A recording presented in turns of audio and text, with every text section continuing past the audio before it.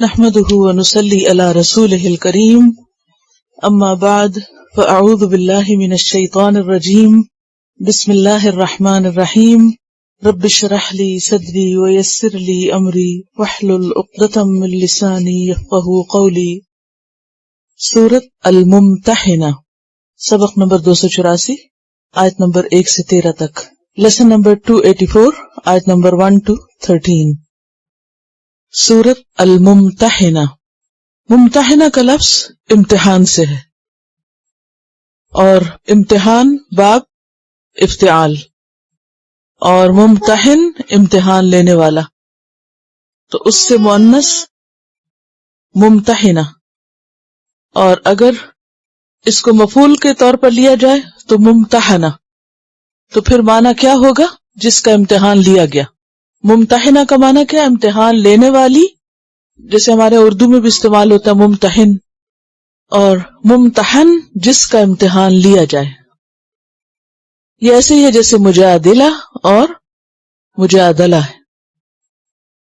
اس سورت میں 2 رکوع ہیں، 13 آیات ہیں، 348 کلمات ہیں اور 1510 حروف ہیں۔ یہ سورت صلح حدیبیہ اور فتح مکہ کے درمیانی عرصے میں نازل ہوئی۔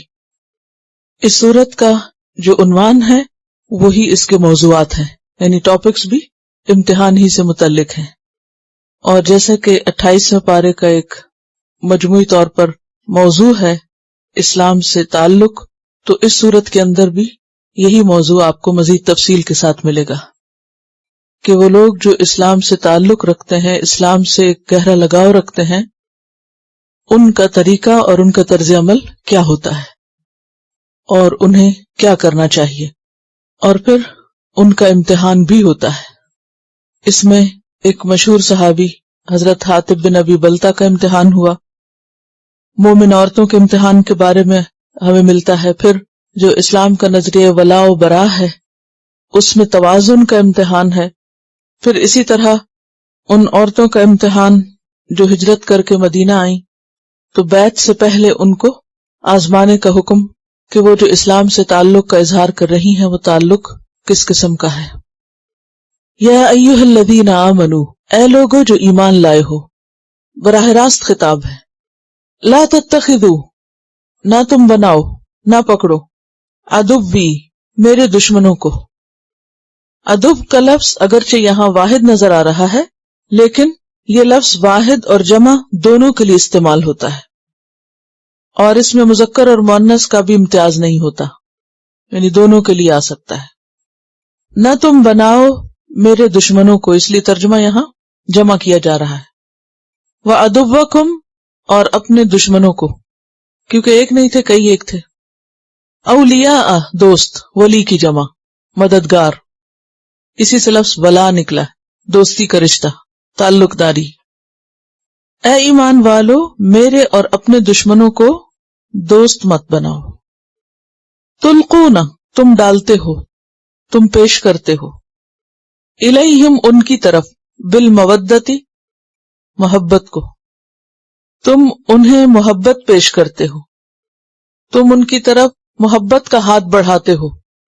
وقد، حالانکہ تحقیق، کفروا، انہوں نے کفر کیا، بما جاءکم، ساتھ اس کے جو آیا تمہارے پاس، من الحق، حق میں سے، یعنی دین اسلام، قرآن، وہ تعلیمات جو محمد صلی اللہ علیہ وسلم لے کر آئے، حالانکہ تحقیق انہوں نے انکار کر دیا ان چیزوں کا جو تمہارے پاس حق میں سے، سچائی میں سے آ چکا ہے، اور نہ صرف یہ کہ انکار کیا بلکہ اس کے ساتھ مزید زیادتی بھی کی۔ اشارہ ہے اہل مکہ کی طرف۔ یخرجون الرسول، وہ نکالتے ہیں رسول کو، کہاں سے؟ مکہ سے۔ وَإِيَّاكُمْ، اور تم کو بھی۔ کیوں؟ أَن تُؤْمِنُوا بِاللَّهِ رَبِّكُمْ، کہ تم ایمان لائے ہو اللہ پر جو رب ہے تمہارا، یعنی اس کے علاوہ اور کوئی وجہ نہیں کہ تمہیں تمہارے ایمان کی وجہ سے تمہارے گھروں سے نکالا گیا، تمہارے وطن سے تم کو نکالا گیا، تمہارے مال اسباب تم سے چھین لیے گئے، تو ایسے لوگوں سے تم محبت اور دوستی کیسے بڑھا سکتے ہو جو تمہارے دشمن ہیں؟ ان کن تم، اگر ہو تم خرج تم نکلے تم، جہادن جہاد کرتے ہوئے، فی سبیلی میرے راستے میں، وابتغاء مرضاتی اور تلاش کرنے کو میری رضامندی، یعنی اگر تم میرے راستے میں جہاد کے لیے نکلے ہو اور میری رضا چاہتے ہو تو تمہیں ایسا نہیں کرنا چاہیے۔ تسرون الیہم بالمودہ، تسرون تم چپکے چپکے کرتے ہو، تسرون کا لفظ سر سے، اور سر کہتے راز کو، تم رازداری سے کرتے ہو، چھپا کے کرتے ہو، چوری چھپے کرتے ہو، الیہم ان کی طرف، بالمودتی محبت، یعنی تم چھپ چھپا کے چوری چھپے ان کی طرف محبت کے پیغام بھیجتے ہو، اپنی خیرخواہی جتاتے ہو۔ وَأَنَا أَعْلَمُ اور میں خوب جانتا ہوں، بِمَا أَخْفَيْتُمْ جو تم چھپاتے ہو، وَمَا أَعْلَنْتُمْ اور جو تم ظاہر کرتے ہو، وَمَن يَفْعَلْهُ اور جو بھی ایسا کرے گا، کیسا؟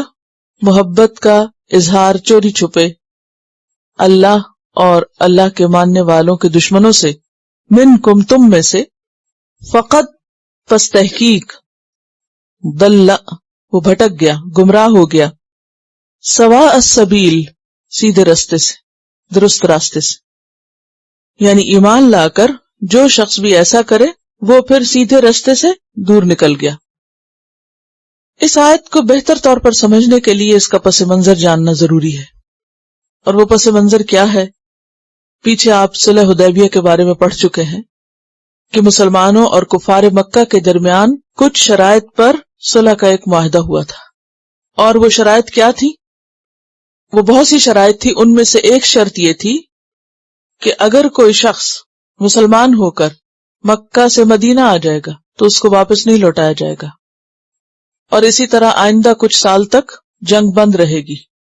لیکن چونکہ کفار مکہ نے اس معاہدے کی خلاف ورزی کی تھی تو آپ صلی اللہ علیہ وسلم نے ان کو اس معاہدے کی خلاف ورزی کا مزہ چکھانے کے لیے ایک خفیہ طور پر خاموشی کے ساتھ لشکر کشی کا ارادہ کیا کہ مکہ کی طرف آپ ایک زبردست فوج لے کر جائیں گے اور خاموشی کے ساتھ مکہ کو فتح کر لیں گے، اور اس بات کی خبر کسی کو نہیں ہونے دیں گے، کیونکہ آپ یہ نہیں چاہتے تھے کہ وہاں پر جنگ ہو اور حرم میں لوگوں کا خون بہایا جائے۔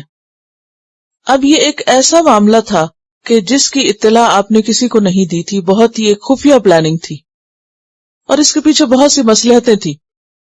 اب ہوا یہ کہ مسلمانوں میں سے کچھ لوگوں کو معلوم ہو گیا کہ آپ کا ارادہ ہے مکہ پہ چڑھائی کرنے کا، تو اتفاق یہ ہوا کہ انہی دنوں مکہ سے ایک عورت جس کا نام سارہ تھا، جو بنو عبد المطلب کی لونڈی تھی، بہت خستہ حال تھی، تو کچھ لوگ چونکہ یہاں ہجرت کر کے مدینہ آ چکے تھے تو وہ وہاں سے مکہ سے مدینہ ان لوگوں سے کچھ مالی فائدے حاصل کرنے کے لیے آئی۔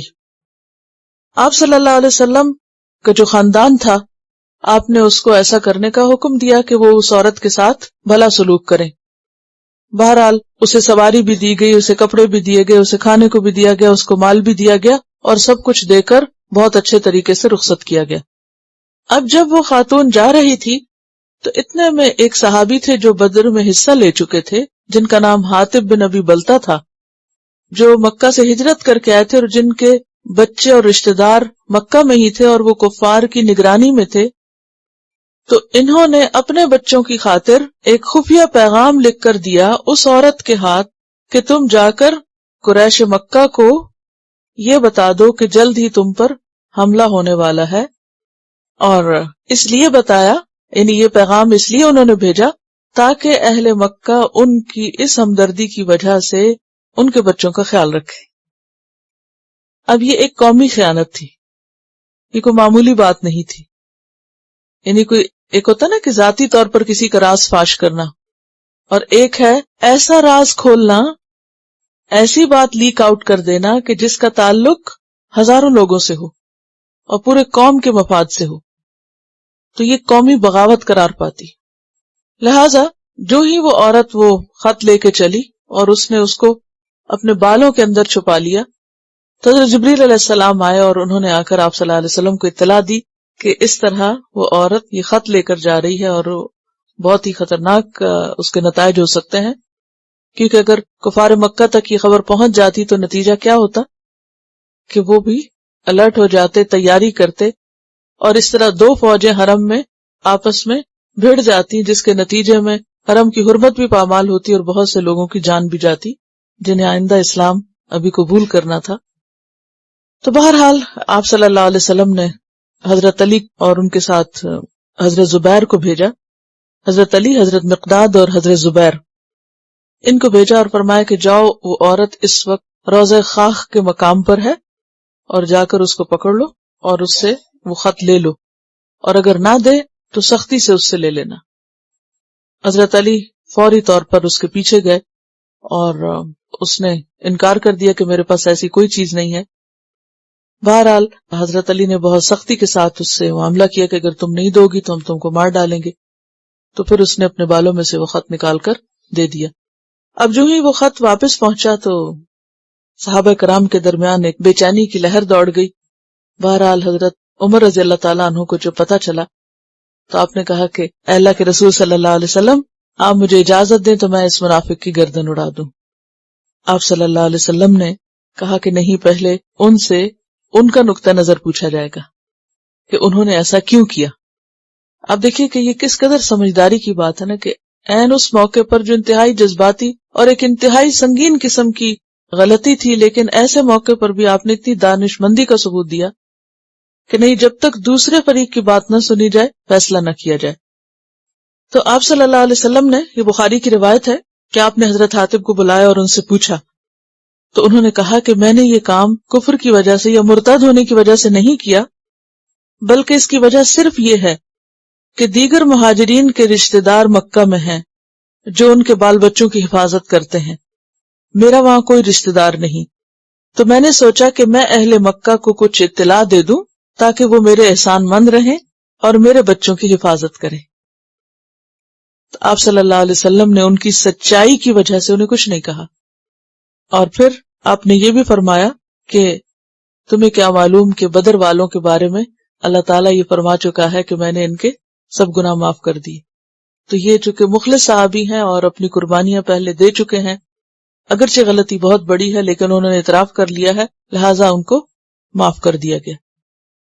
اس کے بعد یہ آیات نازل ہوئی اور شدید قسم کی تنبیہ کی گئی کہ یا ایھا الذین آمنوا لا تتخذوا عدوی وعدوکم اولیاء، اے ایمان والو، میرے اور اپنے دشمنوں کو اپنا دوست مت بناؤ۔ تلقون الیہم بالمودہ، تم ان کی طرف محبت کے پیغام بھیجتے ہو، اور پیغام سے مراد وہی پیغام ہے جو اس عورت کے ہاتھ جو مدینہ طیبہ میں آئی تھی، حضرت حاطب توئے کے ساتھ ہے، حاطب بن ابی بلتہ نے ان کے ہاتھ بھیجا تھا، یعنی وہ لکھے ہوئے خط کی شکل میں۔ وَقَدْ كَفَرُوا بِمَا جَاءَكُم مِّنَ الْحَقِّ، حالانکہ یہ وہ لوگ ہیں جنہوں نے حق کا انکار کر دیا ہے، اور اس کے ساتھ مزید زیادتی یہ کی ہے کہ یخرجون الرسول وإیاکم، رسول کو اور تم کو اس بنا پہ نکالا ان تؤمنوا باللہ ربکم، کہ تمہارا قصور بس اتنا تھا کہ تم اللہ کو اپنا رب ماننے لگے۔ تو بات یہ ہے کہ ایسا کرنا تمہارے لیے درست نہیں۔ ان کنتم خرجتم جہادا فی سبیلی وابتغاء مرضاتی، اگر واقعی تم میرے رستے میں جہاد کرتے ہوئے نکلے اور میری رضا چاہتے ہو، یعنی اللہ کی خاطر ہجرت کر کے آئے ہو اور اللہ ہی کی خاطر ساری قربانیاں کر رہے ہو، تو محض بچوں کی محبت میں ایسا نہ کرو۔ تسرون الیہم بالمودہ، تم خاموشی کے ساتھ چپ کے چھپا کر ان کی طرف خیرخواہی کے پیغام بھیجتے ہو۔ وَأَنَا أَعْلَمُ بِمَا أَخْفَيْتُمْ وَمَا أَعْلَنْتُمْ، اور تم کیوں بھول گئے کہ میں تو سب جانتا ہوں، جو بھی تم چھپا کے کرتے ہو، جو بھی تم ظاہر کرتے ہو۔ وَمَن يَفْعَلْهُ مِنْكُمْ فَقَدْ ضَلَّ سَوَاءَ السَّبِيلِ، اور جو بھی ایسا کرے گا وہ سیدھے رستے سے بھٹک جائے گا۔ اس سے پہلے ہم سورۃ المائدہ میں بھی یہ مضمون تفصیل کے ساتھ پڑھ چکے ہیں۔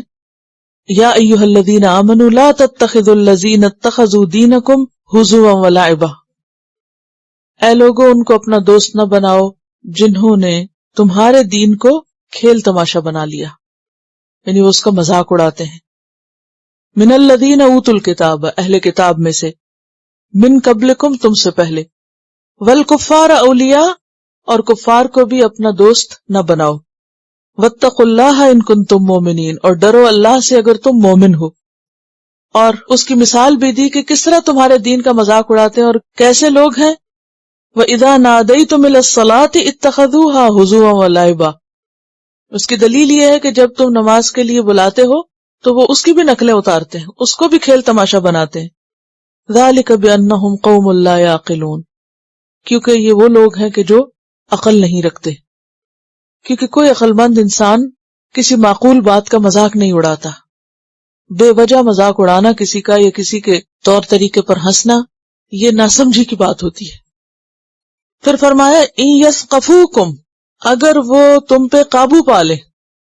یثقفو، ثقافہ، ثقافہ کا معنی ہوتا ہے کسی چیز کو پانا اور اس پر کامیاب ہونا، یعنی کسی چیز کا ادراک کر لینا. اور اس میں مہارت بھی پائی جاتی ہے، یعنی مہارت کے ساتھ اور بہت سمجھداری کے ساتھ کسی چیز کو اپنے کنٹرول میں کر لینا. اور یہاں مراد کیا ہے تم پہ قابو پانے کا؟ یعنی اگر تم پہ فتح حاصل کر لیں، تم پہ غالب آ جائیں. یکونوا لکم اعداء، تو وہ تمہارے دشمن ہی ہوں گے. یعنی جن کی طرف تم محبت کا پیغام بھیج رہے ہو، اہل مکہ کی طرف، کہ وہ تمہارے احسان مند ہو کر تمہارے بچوں کا خیال رکھیں گے، وہ ایسے لوگ نہیں ہیں، ان سے ایسی توقع نہ رکھو.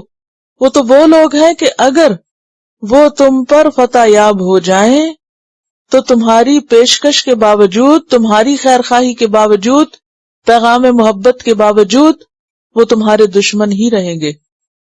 ان یثقفوکم یکونوا لکم اعداء ویبسطوا الیکم ایدیہم، اور وہ پھیلائیں گے تمہاری طرف اپنے ہاتھوں کو. ہاتھ پھیلانے کا مطلب کیا؟ پکڑ دھکڑ، مار قتل. یعنی وہ تم کو اگر کہیں پالیں، پکڑ لیں تو تم کو مار ڈالیں گے. وَأَلْسِنَتَهُمْ، اور اپنی زبانیں تمہاری طرف لمبی کرتے ہیں. زبان درازی کا کیا مطلب ہوتا ہے؟ گالی گلوچ، بری باتیں اور برا بھلا کہیں گے، بد کلامی کریں گے، تمہاری نقلیں اتاریں گے، مذاق اڑائیں گے تمہارا. بالسوء، ساتھ برائی کے، یعنی برا بھلا کہیں گے تم کو. وَوَدُّوا، اور وہ تو چاہتے ہیں کیا؟ لو تکفرون، کاش کہ تم کفر اختیار کرو. یعنی وہ کفار مکہ جن کی طرف تم یہ پیغام بھیج رہے ہو، وہ اس پیغام کی وجہ سے تمہارے دوست نہیں بنیں گے. وہ موقع پاتے ہی تم کو ختم کر ڈالیں گے، اور جہاں موقع پائیں گے تمہاری برائیاں ہی کریں گے. وہ تمہارے بارے میں کبھی کوئی خیر خواہی اور خیر سگالی کا پیغام نہیں بھیجیں گے، اور ان کے دلوں میں بہت بغض ہے. وہ تو بس ایک ہی بات چاہتے ہیں، اور وہ کیا؟ کہ تم واپس ان کے دین پر پلٹ جاؤ. وَدُّوا لَوْ تَكْفُرُونَ. اور اس کے بارے میں ہم سورۃ آل عمران میں بھی پڑھ چکے ہیں، جہاں اللہ سبحانہ وتعالیٰ فرماتے ہیں یا ایھا الذین آمنوا لا تتخذوا بطانۃ من دونکم لا یألونکم خبالا. کیوں اللہ تعالیٰ منع کرتا ہے ایسے لوگوں سے دوستی کرنے کو؟ کیونکہ وہ تمہارے اندر فساد ہی پیدا کریں گے، کیونکہ وہ تم سے شدید نفرت رکھتے ہیں، شدید بغض رکھتے ہیں. جنہوں نے رسول کو اور رسول کے ماننے والوں کو ان کے گھروں سے نکال دیا، ظلم و ستم ڈھائے ان پر، وہ بھلا تمہارے اس پیغام سے تمہارے وفادار کہاں ہو جائیں گے؟ وَدُّوا مَا عَنِتُّمْ، وہ چاہتے ہیں کہ تم مشکل میں پڑو. قَدْ بَدَتِ الْبَغْضَاءُ مِنْ أَفْوَاهِهِمْ، بغض ان کے منہوں سے ظاہر ہو رہا ہے، یعنی دل کی نفرت ان کی زبانوں پر بھی ہے. وَمَا تُخْفِي صُدُورُهُمْ أَكْبَرُ، اور جو ان کے سینے چھپائے ہوئے ہیں وہ تو اس سے بھی بڑا ہے. آل عمران 118 ہے. اور یہ آیت جو ہے یہ بیسیکلی اہل کتاب کے کانٹیکسٹ میں ہے، لیکن چونکہ بیک گراؤنڈ کامن ہے کہ ہر وہ شخص جو تم سے، تمہارے دین سے، تمہارے خدا سے، تمہارے رسول سے نفرت کرتا ہے، اگر تم اس سے محبت کرو گے تو نقصان اٹھاؤ گے. یہ بالکل ایسے ہی ہے کہ جیسے والدین اپنے بچوں کو دوستی دشمنی کا ایک معیار سمجھاتے. دیکھو فلاں سے دوستی کرنا، فلاں سے نہیں کرنا. آپ کیوں کرتے ہیں ایسا اور کب کرتے ہیں؟ اور کیا والدین کا فرض بنتا ہے کہ وہ بچوں کو سمجھائیں یا نہ سمجھائیں؟ کیوں سمجھاتے ہیں ان کو؟ تاکہ نقصان نہ اٹھائیں. تو یہاں بھی بنیادی مسئلہ کیا ہے، یہ بنیادی چیز کیا ہے کہ ایسے لوگوں سے جو تمہاری آخرت کے دشمن ہیں، تمہارے دین کے دشمن ہیں، اگر تم دوستی کرو گے تو وہ تمہیں اپنا بنا کے چھوڑیں گے. ودو لو تکفرون. ایسی صورت میں تمہاری دنیا بھی جائے گی اور آخرت بھی جائے گی. تو تم اپنے دین کو بچانے کی خاطر، اپنے ایمان اور اپنی آخرت کی بھلائی کی خاطر ایسے ماحول اور ایسے لوگوں سے بچو. اور یہ پیچھے بھی ہم نے پڑھا نا کہ انسان کے اوپر ماحول کا بہت اثر ہوتا ہے اور انسان اپنے ماحول ہی کی پیداوار ہوتا ہے. اگر آپ دن رات ایسے لوگوں میں اٹھتے بیٹھتے ہیں جو ہر وقت آپ کے دین پر کوئی نہ کوئی اعتراض کر رہے ہیں، تو کیا اس کا آپ پر کوئی اثر نہیں ہوگا؟ دو میں سے ایک ری ایکشن ہوگا آپ کا.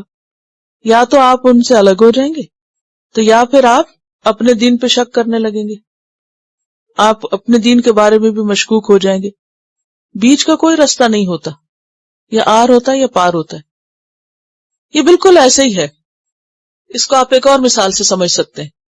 یہاں تو خیر دین کی بات ہو رہی ہے، لیکن دین کے علاوہ جیسے اگر آپ کسی ایسے شخص سے دوستی کرتے ہیں جو آپ سے تو بڑی محبت کا دعویٰ کرتا ہے مگر آپ کے والدین کا دشمن ہے. بعض اوقات ایسا بھی ہوتا ہے. 2-3 دن پہلے ایک فون آیا مجھے بہت ارلی مارننگ ملیشیا سے. تو وہاں کوئی بچی ہے، بہت اس کی کچھ پریشانی ہے، تو کبھی کبھی وہ کال کرتی. اس کے فیملی پرابلمز بھی ہیں اور بھی ہیں. تو لیٹلی ایک اس کی جو دوست تھی وہ اس کو بہت سپورٹ دیتی تھی. اب دوست نے جب دیکھا کہ گھر والے اس بچی پہ بہت زیادتی کرتے ہیں تو وہ اس کے پیرنٹس کے خلاف ہو گئی اور اس کو بار بار یہی کہتی کہ تمہاری ماں ایسی اور تمہارا بھائی ایسا اور تمہارا فلاں ایسا ہے. اب یہ بچی جس کے لیے دی اونلی سپورٹ وہ اس کی فرینڈ تھی یا اس کے غموں کو بانٹنے والی، اب اس کے لیے مشکل کیا ہوگی کہ اگر میں اس کو چھوڑتی ہوں تو اور میرے ساتھ کوئی سہارا ہی کوئی نہیں ہے، اور اگر میں اپنے پیرنٹس کے خلاف باتیں سنتی ہوں تو یہ مجھ سے برداشت نہیں ہوتا. اب میں کیا کروں؟ کیا میں اپنی دوست کو چھوڑ دوں اور میرا یہ چھوڑنا صحیح ہوگا؟ تو بات یہ ہے کہ اپنے ماں باپ سے محبت انسان کی فطرت میں ہے.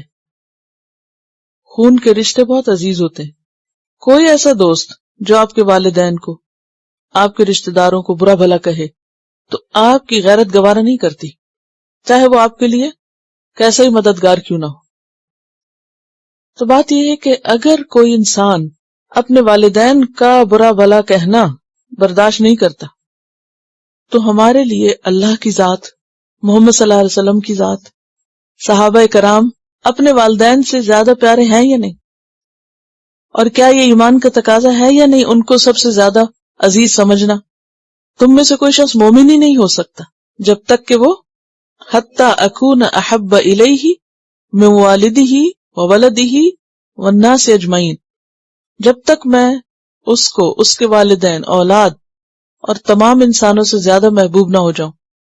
یہ ایمان کا معیار ہے. تو اب آپ دیکھیے کہ ایک فطرت کی بات ہے نا کہ اگر کوئی آپ کے عزیز کو یا آپ کے محترم کو گالیاں دے یا برا بھلا کہے تو آپ سے برداشت نہیں ہوتا، تو کہاں اللہ کی ذات اور اس کے رسول کی، اس کی کتاب، حق، ان سب چیزوں سے اگر کوئی بغض رکھتا ہو اور نفرت کا اظہار کرے اور ان کا مذاق اڑائے تو یہ کیسے ہو سکتا ہے کہ آپ اس سے دوستی کر لیں اور آپ اس سے محبت کریں؟ ایسا کون کر سکتا ہے؟ کیا عقلی اعتبار سے اس بات کو آپ کسی بھی طرح ثابت کر سکتے ہیں کہ نہیں پھر بھی ٹھیک ہے؟ کوئی کہے گا کہ ہاں یہ پھر بھی ٹھیک ہے؟ جو آپ کے محسن کا دشمن بن جائے وہ آپ کا بھی خیر خواہ نہیں ہو سکتا، وہ آپ کا بھی دوست نہیں ہو سکتا. کیونکہ دوستی میں جہاں محبت ہوتی وہاں احترام کا بھی ایک رشتہ ہوتا ہے. ایک دوسرے کا احترام بھی ضروری ہوتا ہے، اور ایک دوسرے کے جو احترام کی چیزیں ان کا احترام بھی ضروری ہوتا ہے، کیونکہ اس کے بغیر تو تعلق قائم نہیں رہ سکتا. تو یہاں پر کیا فرمایا کہ وہ تو تمہارے دین کے دشمن ہیں، وہ تو تمہاری جڑیں کاٹنا چاہتے ہیں. ودو لو تکفرون.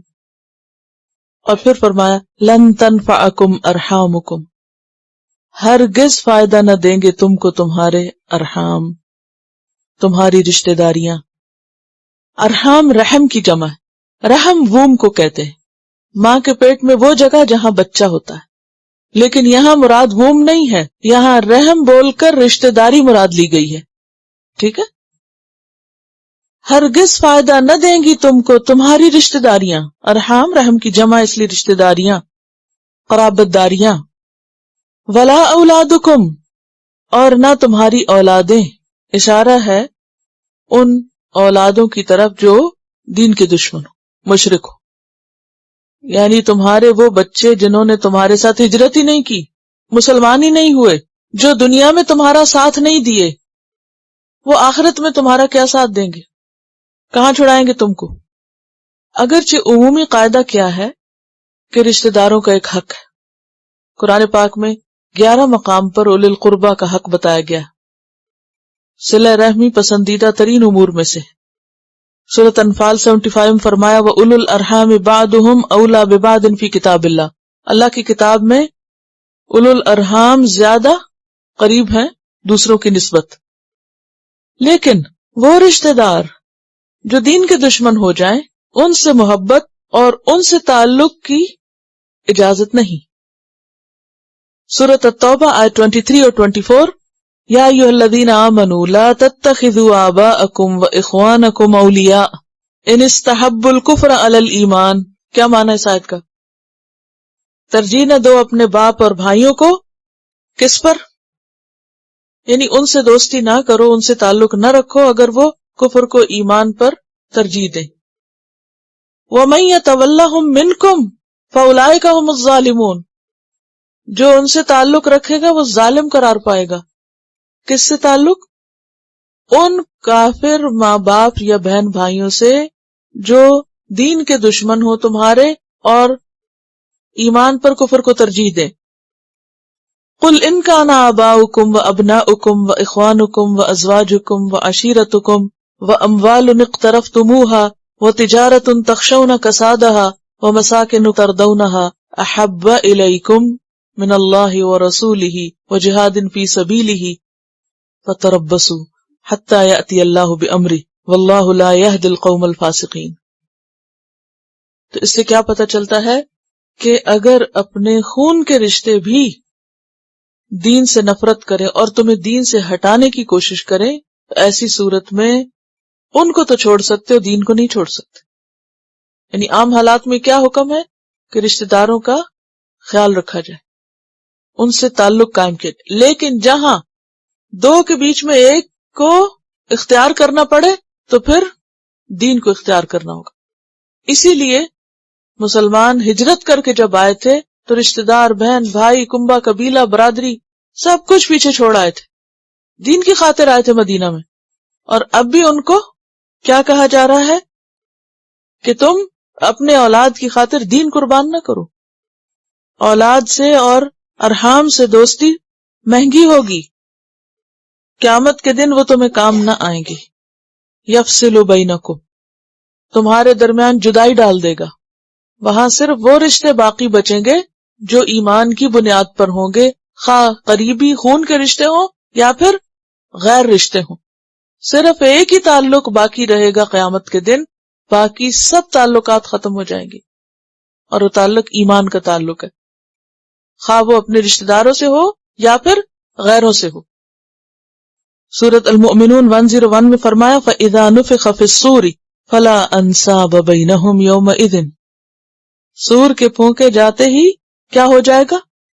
سب رشتے کٹ جائیں گے، ساری رسیاں باہم ختم ہو جائیں گی. نہ خون کے رشتے، نہ دوستی کے رشتے، کچھ بھی باقی نہیں رہے گا. وَلَا يَتَسَاءَلُونَ، اور نہ ایک دوسرے کو پوچھیں گے. کسی کو کوئی یاد نہیں کرے گا، کسی کا کوئی حال بھی نہیں پوچھے گا، کسی کی کوئی خبر بھی نہیں لے گا کہ کون کہاں ہے اس وقت. بلکہ اس کے برعکس کیا کریں گے؟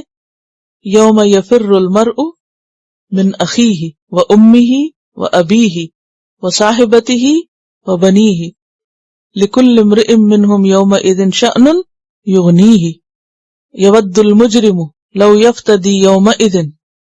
مجرم اس دن کیا چاہے گا کہ فدیے میں دے ڈالے اس دن کے عذاب سے بچنے کے لیے. کس کس کو؟ اپنے تمام قریبی رشتہ داروں کو.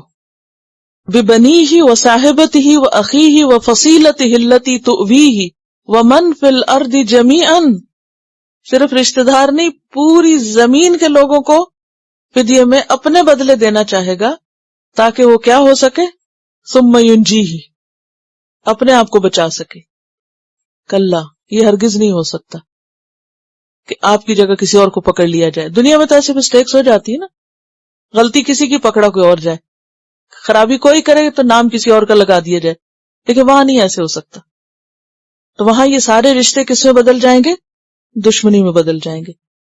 لن تنفعکم ارحامکم ولا اولادکم یوم القیامہ یفصل بینکم. اس کے برعکس وہ تعلق جو خون کے ہوں یا غیر، اگر ایمان کی بنیاد پر ہوں تو وہ کام آئیں گے، وہ ساتھ ہوں گے، وہ اجر میں اضافے کا سبب بنیں گے. سورۃ الطور میں آتا ہے والذین آمنوا واتبعتہم ذریتہم بایمان الحقنا بہم ذریتہم وما التناہم من عملہم من شیء. سورۃ غافر آیت 8 میں آتا ہے کہ حملۃ العرش فرشتے کیا کرتے ہیں؟ دعائیں مانگتے ہیں. کس چیز کی؟ ربنا وادخلہم جنات عدن التی وعدتہم ومن صلح من آبائہم وازواجہم وذریاتہم. کتنی خوبصورت دعا مانگتے ہیں کہ اللہ قیامت کے دن ان کے والدین اور اولادوں کو ان کے ساتھ اکٹھا کر دینا، سارے اکٹھے مل کر خوش ہوں. کیونکہ خون کے رشتے، قریبی رشتے انسان کے لیے ایک محبت کے رشتے ہوتے ہیں اور ایک فطری ضرورت ہوتے ہیں. اللہ نے انسان کے دل میں ڈالی ان کی محبت. چاہے وہ اچھا سلوک کریں یا برا کریں، بہرحال انسان انہی کی طرف پلٹتا ہے. وہ عام طور پہ کہتے ہیں نا خون جوش مارتا ہے، خون تو خون ہے، وہ تو اسی طرف کھنچ جائے گا.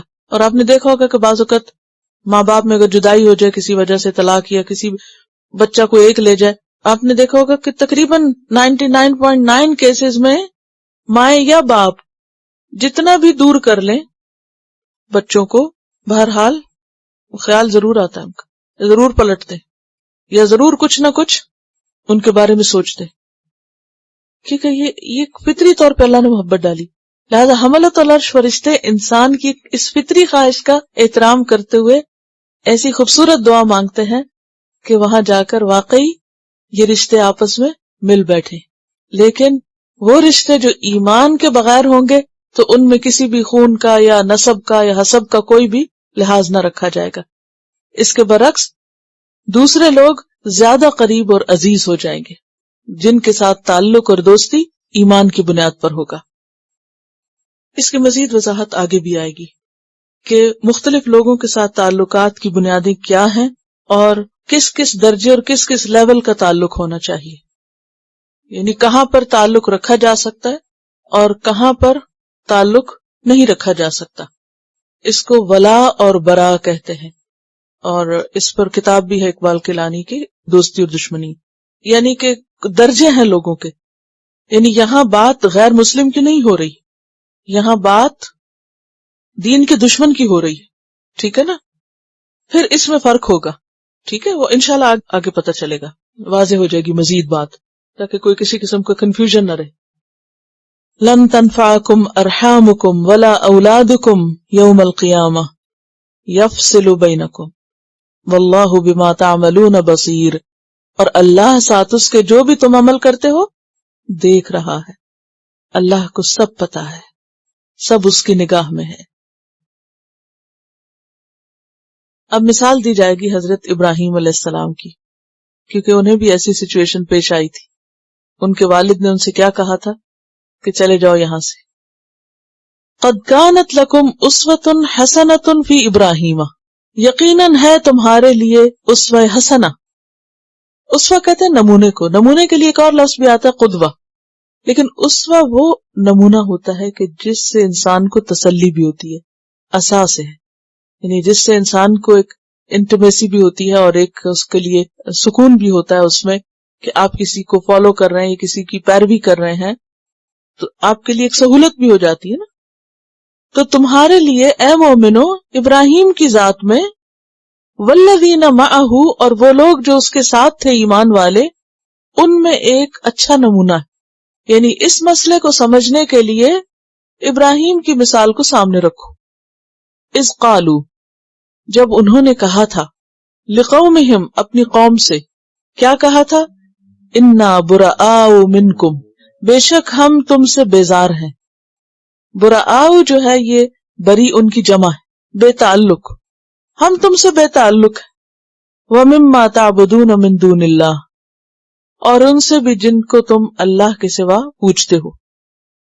تم سے اور تمہارے بتوں سے، سب سے ہم لا تعلق ہے، ہمارا کوئی تعلق نہیں.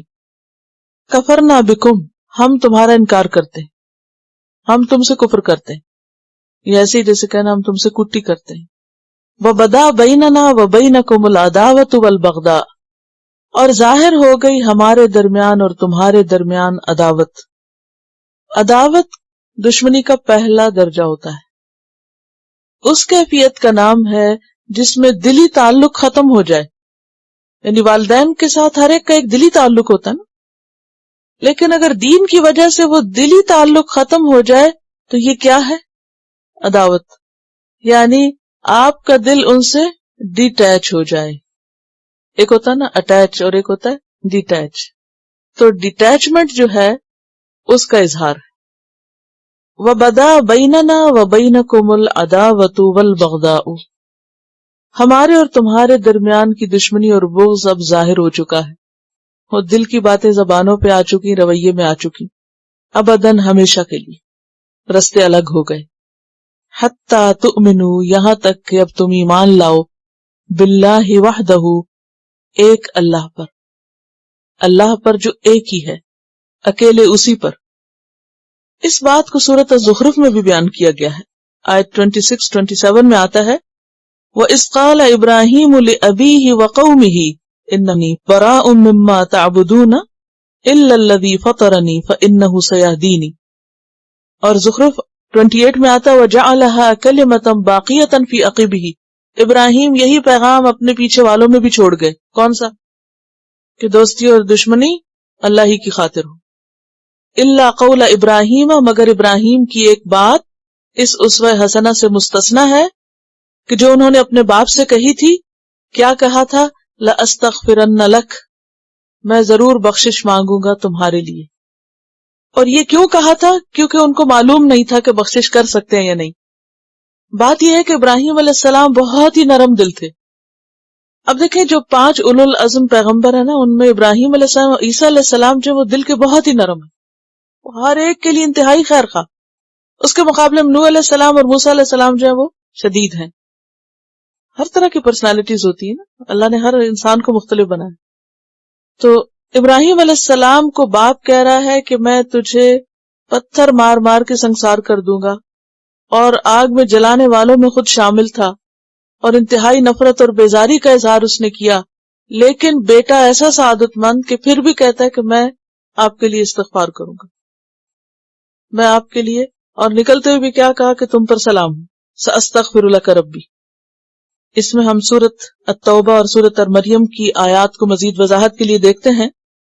اللہ سبحانہ وتعالیٰ فرماتے ہیں وما كان استغفار ابراہیم لأبیہ الا عن موعدۃ وعدہا ایاہ، کہ ابراہیم کا استغفار اپنے والد کے لیے کیسا تھا؟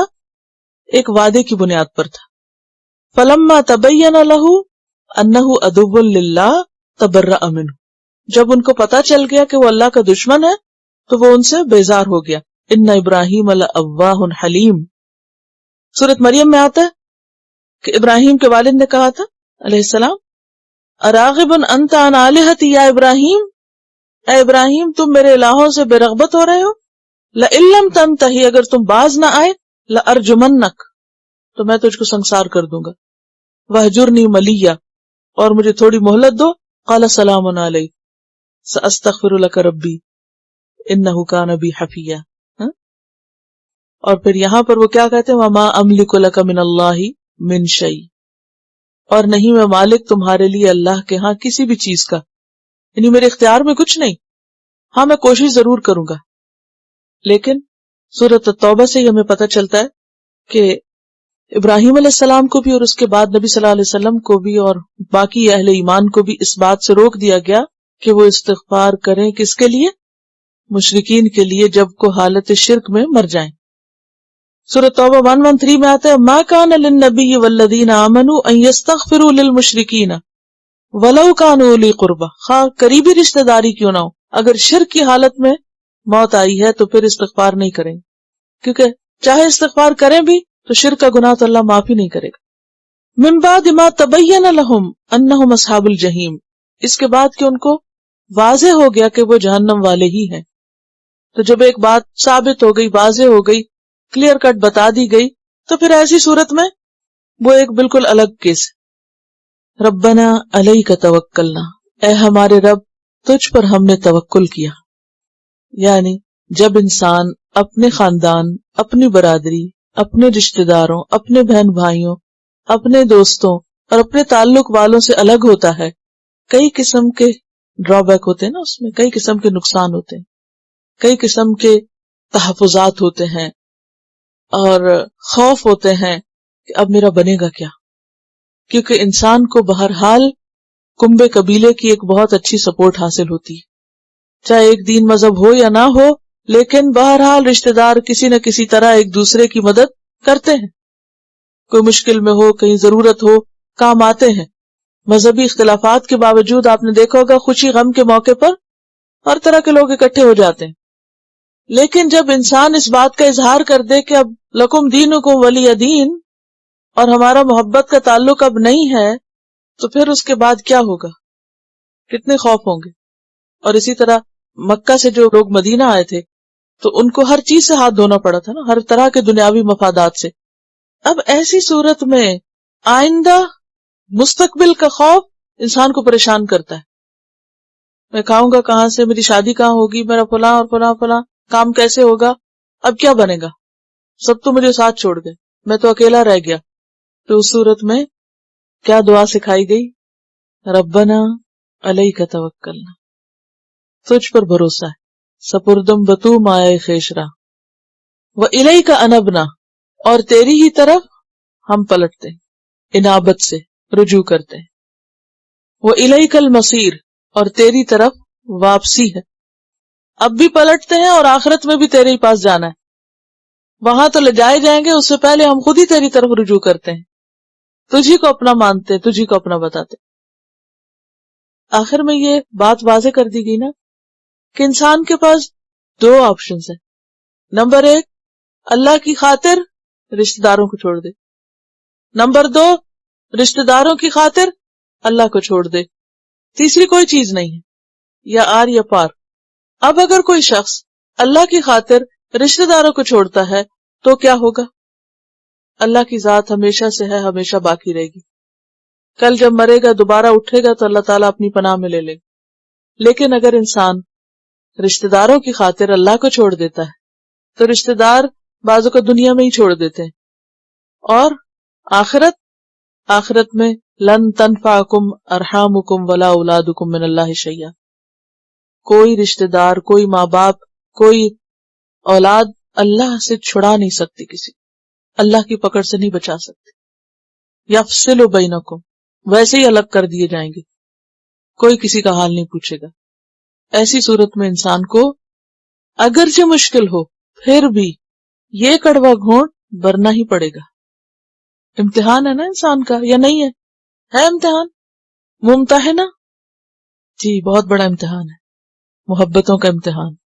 اس پر ایک کیسٹ بھی ہے، وہ اسی ٹاپک پر ہے. کیونکہ اللہ تعالیٰ بڑا غیرت مند ہے، اور چونکہ اس نے سب کچھ ہمیں دیا نا، اس لیے وہ بندے سے یہ کبھی نہیں پسند کرتا کہ بندہ اس کو چھوڑ کر یا اس سے بڑھ کر کسی اور کو چاہے. اور اللہ تعالیٰ بندوں کو ہر لحاظ سے آزماتا ہے، کبھی مال کا امتحان دے کے، کبھی دوستوں کا دے کے، کبھی رشتہ داروں کا، کبھی کسی چیز کا، کبھی کسی چیز کا، کہ میرے لیے کون خالص ہے، کون واقعی صرف میرا ہے. اور اسی کا نام توحید ہے. اور وہ ایک شعر بھی ہے نا جو مجھے آتا نہیں ہے لیکن میں چھیڑ دیتی ہوں اگر آپ پورا کر دیں تو، جس میں وہ آتا ہے نا کہ مزہ توحید کا تب ہے، یعنی توحید کا لطف وہ اٹھائے گا، مزہ توحید کا تب ہے جب اللہ حشر میں کہہ دے کہ بندہ دو عالم سے خفا میرے لیے، یعنی سب سے یہ میری وجہ سے ناراض ہوا ہے. اور یہ انتہائی مشکل کام ہے، بالکل آسان نہیں ہے. اب دیکھیں جہاں حق بات کرنی ہوگی نا، لوگ آپ سے ضرور ناراض ہوں گے. ایک حدیث میں آتا ہے، اور اتنی خوبصورت حدیث ہے، اللہ تعالیٰ فرماتے ہیں کئی ایسے لوگ ہیں جو کمزور ہیں، دروازوں سے دھتکار دیے جاتے ہیں، یعنی کوئی ان کی سننا نہیں چاہتا، کوئی ان کو توجہ نہیں دیتا، کوئی انہیں اہمیت نہیں دیتا، لیکن وہ اللہ کو اتنے پیارے ہیں کہ اگر وہ اللہ کے نام کی قسم کھا دے تو اللہ ان کی قسم ضرور پوری کر دے. یعنی کتنے ہی لوگ ایسے ہیں کہ جو اللہ کی خاطر دوسروں کو ناراض کیے ہوئے ہوتے ہیں. آپ اپنے رشتے داروں میں بیٹھے، اگر آپ ان کو دین کی بات کرنے لگے تو کیا ہوگا آگے؟ کیا ہوگا؟ کسی کو آپ حق بات کہیں، کسی کو آپ صحیح مشورہ دیں کہ یہ غلط ہے یہ نہیں کرو، یہ جھوٹ ہے نہیں بولو، یہ غیبت ہے نہ کرو، یہ سود ہے نہیں لو، یہ فلاں حرام کام ہے نہیں کرو، پھر آپ مجھے بتائیے کہ کتنے لوگ آپ سے محبت کریں گے؟ یہ تو بڑی باتیں ہیں، چھوٹی چھوٹی باتوں پر بھی لوگ ناراض ہو جاتے ہیں. چھوٹی سی بات کسی نے منع کر دی تو کیا ہوتا ہے؟ ساری ساری زندگی کے لیے منہ موڑ لیتے ہیں یا نہیں؟ تو بعض اوقات انسان اپنے لیے نہیں کچھ کہہ رہا ہوتا، اللہ کی خاطر کسی کے بھلے میں اس کو کوئی نصیحت کرتا ہے یہ نہ کرو، لیکن دوسرا شخص ناراض ہوتا ہے اس سے. وہ پنجابی کا ایک محاورہ ہے جس کا ترجمہ یہ ہے کہ اگر کسی کے فائدے کے لیے اس کا گلا دبائیں تو وہ آنکھیں نکالتا ہے. ایک فزیکلی بھی ایسا ہوتا ہے نا کہ اگر آپ گلا دبائیں تو آنکھیں نکل ہی آتی. بعض باتیں کسی کو جو کہی جاتی ہیں وہ گلا دبانے کے برابر ہوتی ہیں نا، اس کا یہ سفوکیٹ کرتی ہیں اس کو بالکل اچھی نہیں لگتی، لیکن وہ اسی کے فائدے میں ہوتی ہیں. نصیحت کڑوی ہوتی ہے نا، کسی کو بھی اگر ڈائریکٹلی کا انڈائریکٹلی کوئی نصیحت کی جائے تو لوگ اس سے دور بھاگتے ہیں. لیکن جو شخص یعنی سونا صرف اس وقت خالص سونا بنتا ہے جو وہ بھٹی میں تپتا ہے. تزکیے کا، اصلاح کا، بھلائی کا کوئی رستہ دوسرا ہے ہی کوئی نہیں سوائے اس کے کہ انسان کسی بھٹی پہ چڑھے. تو ایسے میں صحابہ کرام کے اندر یہ صفت بدرجہ اتم نظر آتی ہے کہ وہ ایک دوسرے پہ کھلی تنقید بھی کرتے تھے مگر اس کے باوجود وہ ایک دوسرے سے انتہائی محبت کرتے تھے. آج ہمارا حال کیا کہ اگر آپ کسی کو ذرا بھی بتا دیں نا یہ ٹھیک نہیں، ایسا نہ کرو، پھر آپ دیکھیں ری ایکشن کیا ہوتا ہے. آپ سالوں کسی کے ساتھ احسان کریں، اگر ایک دن کسی کو آپ، اور وہ بھی اپنی ذات کے لیے نہیں، دین کے لیے، حق کے لیے، پھر آپ دیکھیں کہ اس کا نتیجہ آپ کو کیا سہنا پڑے گا. تو بات یہ ہے کہ جو شخص سچ بولتا ہے، حق بولتا ہے، بعض اوقات کسی کو کوئی نصیحت کرتا ہے، چونکہ سچ کڑوا ہوتا ہے، دوسروں کے لیے تلخ ہوتا ہے، تو وہ فوری ری ایکشن نظر آتا ہے. ایسی صورت میں اگر کوئی شخص دھتکار دیا جائے لوگوں سے، اللہ کی خاطر اللہ اس کا اتنا قدردان ہے کہ اس کے منہ سے نکلی ہوئی باتیں بھی پوری کر دیتا ہے. اللہ تعالیٰ اس کا انتہائی قدردان ہو جاتا ہے. میں اپنے بیٹے کے ساتھ بس ایک حدیث پڑھتی ہوں، زیادہ لمبی نصیحتیں نہیں اور نہ زیادہ لمبی باتیں بچے کر سکتے ہیں، لیکن اس پہ پابندی کی کوشش کرتی ہوں کہ وہ مس نہ ہو، کیونکہ تھوڑی چیز ہو لیکن مسلسل ہو تو وہ فائدہ بھی دیتی ہے اور اللہ کو بھی زیادہ محبوب ہے. تو آج کی حدیث تھی کہ جنت اور جہنم میں جھگڑا ہونے لگا. جہنم نے کہا کہ میرے اندر بڑے بڑے متکبر اور جبار اور ایسے ایسے لوگ آئیں گے، یعنی بڑے لوگ میرے پاس آئیں گے. تو جنت کہنے لگی کہ میرے اندر کمزور اور عاجز اور مسکین لوگ اور فقیر لوگ آئیں گے، وہ زیادہ ہوں گے میرے اندر. یعنی دنیا میں جو ان کے پاس بہت زیادہ مال و دولت نہیں تھا اور بہت کوئی دنیاوی شان و شوکت نہیں تھی، کوئی ان کو پوچھنے والا نہیں تھا، لیکن اللہ کے پیارے تھے، دین کی خاطر سب کچھ قربان کیا انہوں نے. ان دونوں کے جھگڑے کو اللہ سبحانہ وتعالیٰ نے کس طرح سلجھایا کہ جنت تو میری رحمت ہے، تیرے ذریعے میں جس پہ چاہوں گا رحم کروں گا، اور جہنم تو میرا عذاب ہے، تیرے ذریعے جس کو چاہوں گا سزا دوں گا. تو اس پر میری بات ہوئی تو میں نے کہا کہ دیکھو، مجھے خود ہی اس نے پوچھا کہ اچھا تکبر پہ ہلکی سی بات ہے، کہنے لگا کیا یہ ٹھیک ہے کہ جس کے دل میں ذرا سا بھی تکبر وہ جنت میں نہیں جائے گا؟ میں نے کہا ہاں بالکل ٹھیک ہے. کہنے لگا اٹس سو ہارڈ، یہ تو بہت مشکل ہے.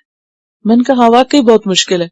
کہتے ہاں کیسے پاسبل ہے؟ میں نے کہا بالکل پاسبل ہے. دیکھو حضرت عمر کو، حضرت عمر کتنے مضبوط کیریکٹر کے اور کتنے جاندار انسان تھے، لیکن جہاں اللہ کی بات آتی، دین کی بات آتی، جھک جاتے، رو پڑتے. اور آپ کو معلوم ہے کہ اس معاملے میں بھی ایک اور روایت میں نے پڑھا تھا کہ حضرت عمر کو جب آپ صلی اللہ علیہ وسلم نے کہا کہ تمہیں کیا معلوم کہ بدر والوں کے بارے میں اللہ تعالیٰ کیا کہہ چکا ہے، حضرت عمر رو پڑے کہ ہاں واقعی ایک موقع نہیں کئی مقامات پر حضرت عمر کو آپ دیکھتے ہیں کہ وہ کوئی ان کو نصیحت کرتا ہے، ان سے بہت چھوٹا شخص بھی ان کو نصیحت کرتا ہے تو وہ رو پڑتے ہیں، فوراً جھک جاتے ہیں، فوراً ایکسپٹ کر لیتے ہیں اس کو.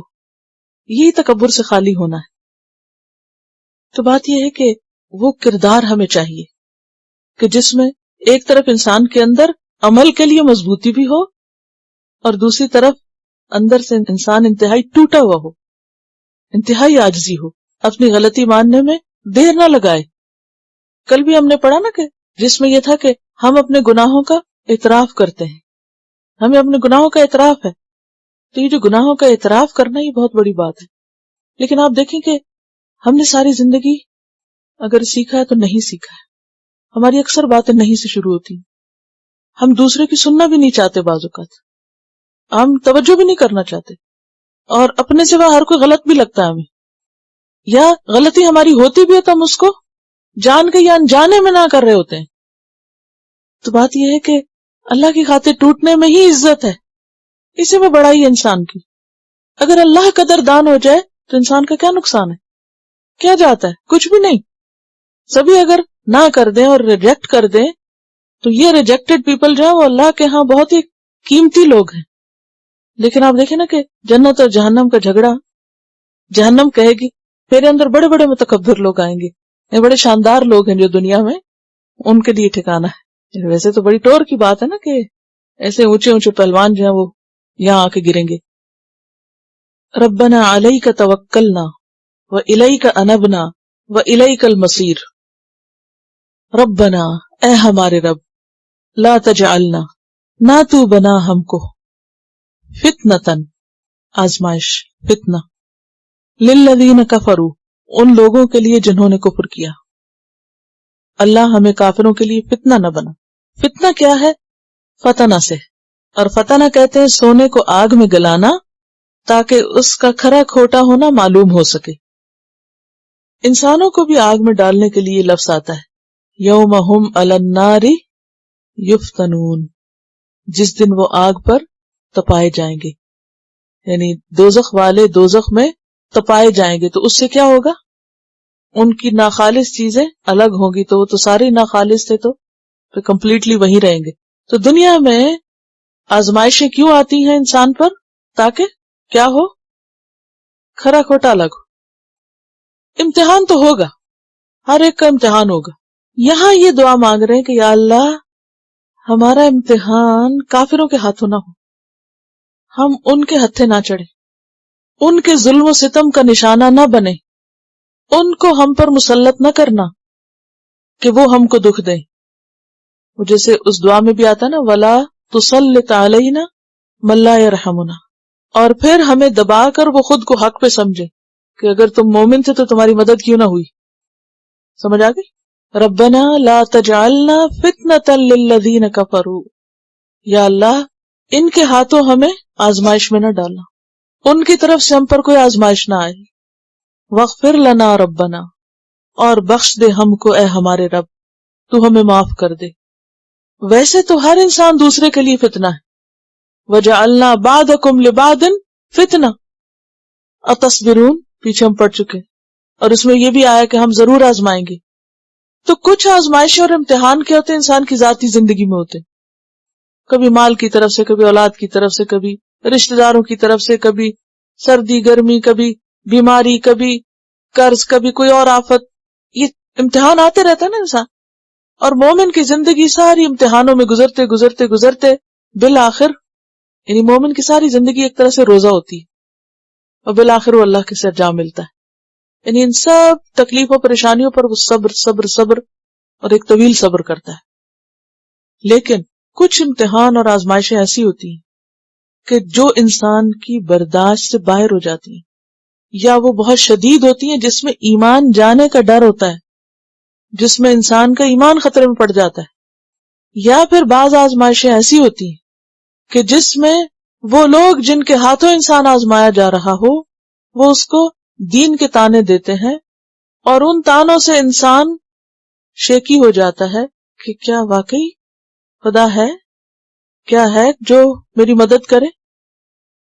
تو یہاں یہ دعا مانگی جا رہی ہے کہ یا اللہ ربنا لا تجعلنا فتنة للذین کفروا، ہمیں ان لوگوں کے لیے فتنہ نہ بنا دینا.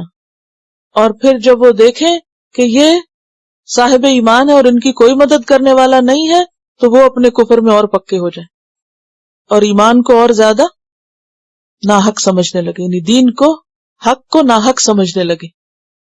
انک انت العزیز الحکیم، بے شک تو ہی زبردست ہے، حکمت والا ہے. لقد کان لکم فیہم اسوۃ حسنۃ، البتہ تحقیق ہے تمہارے لیے انہی میں اسوہ حسنہ. کنہی میں؟ ابراہیم اور ان کے ساتھیوں میں.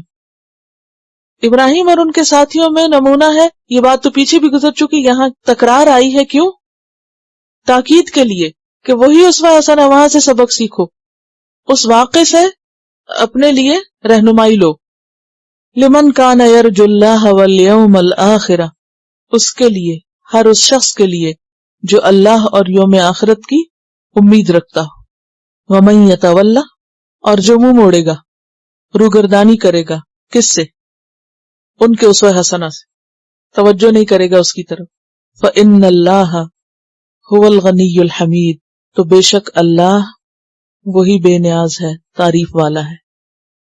اس کو کوئی پرواہ نہیں کہ کوئی ایسے امتحان میں کامیاب ہو یا نہ ہو، یا اس کے دوستوں کو اپنا لیے نمونہ اور رہنما بنائے یا نہ بنائے. عسى اللہ ان یجعل بینکم وبین الذین عادیتم منہم مودہ، امید ہے کہ اللہ ڈال دے تمہارے اور ان لوگوں کے درمیان جن سے تم نے عداوت رکھی دین کی خاطر، یعنی کفار مکہ کی طرف اشارہ ہے. منہم، ان میں سے، مودتاً، محبت، یعنی محبت اور عداوت ایسی چیزیں نہیں جو پرماننٹ ہو. انسان کے اندر اس معاملے میں تبدیلی آتی رہتی ہے. آج ایک شخص سے آپ کو عداوت ہے تو کل اسی شخص سے محبت بھی ہو سکتی ہے، اور تاریخ میں ایسے کتنے ہی واقعات ملتے ہیں. اور آج اگر کسی سے محبت ہے تو کل اس سے عداوت بھی ہو سکتی. وہ جیسے عربی کا شعر ہے شاید یا محاورہ ہے، ابغض بغیضک ہونا ما عسى ان یکون حبیبک یوما ما واحبب حبیبک ہونا ما عسى ان یکون بغیضک یوما ما. کیا مطلب ہے اس کا؟ احبب، محبت کرو، حبیبک، اپنے حبیب سے، ہونا ما، ہلکی، کم، عسى، ہو سکتا ہے، یکونا، کہ وہ ہو جائے، بغیضک، تمہارا دشمن، یوما ما، کسی دن. اور اسی طرح اپنے دشمن سے ایسی دشمنی نہ رکھو کہ کل وہ تمہارے لیے شرمندگی کا باعث بنے، کیونکہ ہو سکتا ہے کہ کسی وقت وہ تمہارا دوست بن جائے. یہاں یہی بات کہی جا رہی ہے کہ آج مکہ والوں اور تمہارے درمیان ایک دشمنی کی فضا ہے، اور کچھ دور نہیں کہ اللہ تمہارے ذریعے ان تک اسلام کی دعوت پہنچا دے، وہ اسلام قبول کر لیں، اور پھر یہ دشمنی محبت میں بدل جائے. ایسا بھی ممکن ہے، کیونکہ دل تو اللہ کے ہاتھ میں ہے.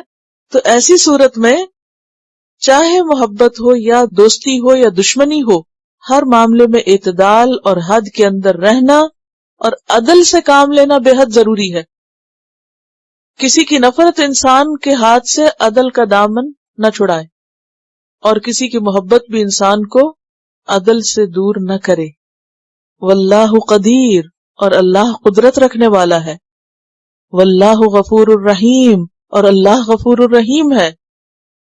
اس لیے لا ینہاکم اللہ، نہیں منع کرتا اللہ تم کو، نہیں روکتا اللہ تم کو. کس سے؟ ان الذین، ان لوگوں سے، لم یقاتلوکم فی الدین، جنہوں نے جنگ نہیں کی تم سے دین کے معاملے میں، جو دین کے معاملے میں تم کو مذہبی آزادی دیے ہوئے، تمہیں کچھ نہیں کہتے. تو اللہ تمہیں روکتا نہیں کس بات سے؟ کہ تم ان سے نیکی کرو اور انصاف کا معاملہ کرو. ولم یخرجوکم، اور نہیں نکالا انہوں نے تم کو، من دیارکم، تمہارے گھروں سے. انہوں نے تم کو تمہارے گھروں سے نہیں نکالا، تم امن و امان سے وہاں رہ رہے ہو، تم اپنے دین کے معاملے میں آزادی سے عمل کر سکتے ہو. لہذا ایسے لوگوں کے ساتھ ممانعت نہیں، کس چیز کی؟ ان تبروہم، کہ تم ان سے احسان کا سلوک کرو، نیکی کرو. تو گویا اصل چیز کیا ہے؟ دین کی دشمنی، جس کی بنیاد پر دوستی نہیں کی جا سکتی. ہاں، اگر کوئی غیر مسلم ہے لیکن دین کا دشمن نہیں ہے، تو ایسی صورت میں اس کے ساتھ احسان کا معاملہ، اس کے ساتھ اچھے تعلقات یا اس کے ساتھ انصاف، یہ دین ہی کا حصہ ہے. یہ ہے وہ توازن جو دین ہمیں دیتا ہے. یہ بیلنس سکھاتا ہے دین، کہ محض کسی سے دشمنی اس لیے نہ رکھو کہ وہ تمہارے دین میں نہیں.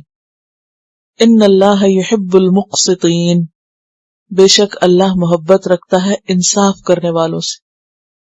اب یہ ایک اور امتحان ہوتا ہے انسان کا، کیونکہ انسان جو ہے وہ حد میں رہنا اس کے لیے بڑا مشکل ہے. اگر کسی سے دوستی ہے بلائنڈ فیتھ ہے اس پر، یعنی آنکھیں بند کر کے اس کی ہر برائی خرابی غلطی کو بھی ٹک صحیح ہے، سب ٹھیک ہے، سب ٹھیک ہے. اور اگر کسی سے دشمنی ہے تو اس کی اچھی بات بھی غلط ہے. تو یہ انتہا پسندی ہوتی ہے. اعتدال کی راہ کیا ہے کہ تم جو تمہارے ساتھ انصاف برتتا تم بھی اس کے ساتھ انصاف برتو. جو تمہیں کچھ نہیں کہتا تم بلا وجہ اس پہ ہاتھ نہیں اٹھاؤ. اس میں ہم دیکھتے ہیں، اس کے بارے میں آتا ہے کہ صحیح بخاری میں کہ حضرت اسماء بنت ابی بکر، حضرت ابو بکر کی جو بیٹی ہیں، ان کی والدہ جو تھی وہ مشرک تھی، قتیلہ، جو حضرت ابو بکر کے حالات میں آپ نے پڑھا ہوگا، دور جاہلیت میں جن سے انہوں نے شادی کی تھی اور پھر وہ مسلمان نہیں تھی اور پھر ان کی طلاق ہو گئی تھی اور وہ ہجرت بھی نہیں کی تھی انہوں نے.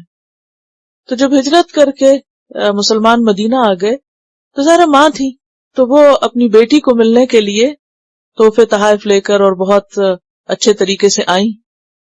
اب حضرت اسماء جو تھی وہ شک میں تھی، کیا میں ان تحفوں کو قبول کروں؟ کیا میں اپنی ماں سے ملوں؟ کیا میں بھی ان کو جواب میں کچھ دوں؟ میں ان کے ساتھ کیا سلوک کروں؟ اب دیکھیں کہ الحمدللہ آپ سب مسلمان گھرانوں سے ہیں اور نسلیں مسلمان ہیں، دائیں بائیں اوپر نیچے، تو ایسے کوئی مسئلے نہیں نظر آتے. ٹھیک ہے، کسی سے دوستی یا دشمنی دور کی بات ہے، لیکن جن لوگوں کے گھروں کے اندر یہ اختلاف تھے کہ خود مسلمان ہے ماں مسلمان نہیں، خود مسلمان ہے بچے مسلمان نہیں، شوہر مسلمان نہیں، بیوی مسلمان نہیں، تو مکہ میں تو گھر گھر میں پھوٹتی. یعنی دین کی وجہ سے لوگوں کے درمیان بہت فرق آ گیا تھا، اور اپنے رشتہ داروں نے ان کو اپنے ہاتھوں سے نکال بار کیا، جیسے ابراہیم علیہ السلام کو ان کے والد نے اور ان کے قوم نے ان کے ساتھ سلوک کیا. تو ایسی صورت میں چونکہ یہ بات آئی کہ تم دین کے دشمنوں سے دوستی نہیں رکھ سکتے، تعلق نہیں رکھ سکتے، کل بھی تعلق نہیں ہونا چاہیے. اب یہاں جب یہ صورتحال پیش آئی تو وہ ان کو جھجک آئی اور ٹھٹک گئی کہ اب کیا کروں. تو انہوں نے حضرت عائشہ کے ذریعے نبی صلی اللہ علیہ وسلم کو پیغام بھجوایا کہ اس طرح میری والدہ آئی ہیں اور اس طرح ان کے پاس میرے لیے جو کچھ ہے، کیا میں وہ قبول کر لوں اور کیا میں ان سے ملاقات کروں اور کیا میں ان کے ساتھ اچھا سلوک کروں یا میں ان سے ملاقات کا انکار کر دوں اور وہ ان کو ویسے ہی واپس بھیج دوں. تو اس پر آپ صلی اللہ علیہ وسلم نے فرمایا سلی امکی، تم اپنی ماں سے صلہ رحمی کرو. کیوں؟ اس لیے کہ وہ ایک بے ضرر سی ماں تھی، اس کو دین سے، اسلام سے، مسلمانوں سے دشمنی نہیں تھی، بس وہ اپنے دور جاہلیت کے طریقے پر تھی. کچھ لوگ ایسے ہوتے ہیں نا نان مسلم، وہ چونکہ پیدا ہی نان مسلم ہوئے کسی بھی خاص ریلیجن کے اندر، اب کیا ہے کہ ان کو اپنی دنیا سے غرض ہے، نہ کسی دین سے، نہ کسی آخرت سے، نہ کسی اور چیز سے. وہ اپنے ایک محدود سے دائرے میں ہوتے ہیں، وہ کسی کو نہ اچھا کہتے نہ برا کہتے.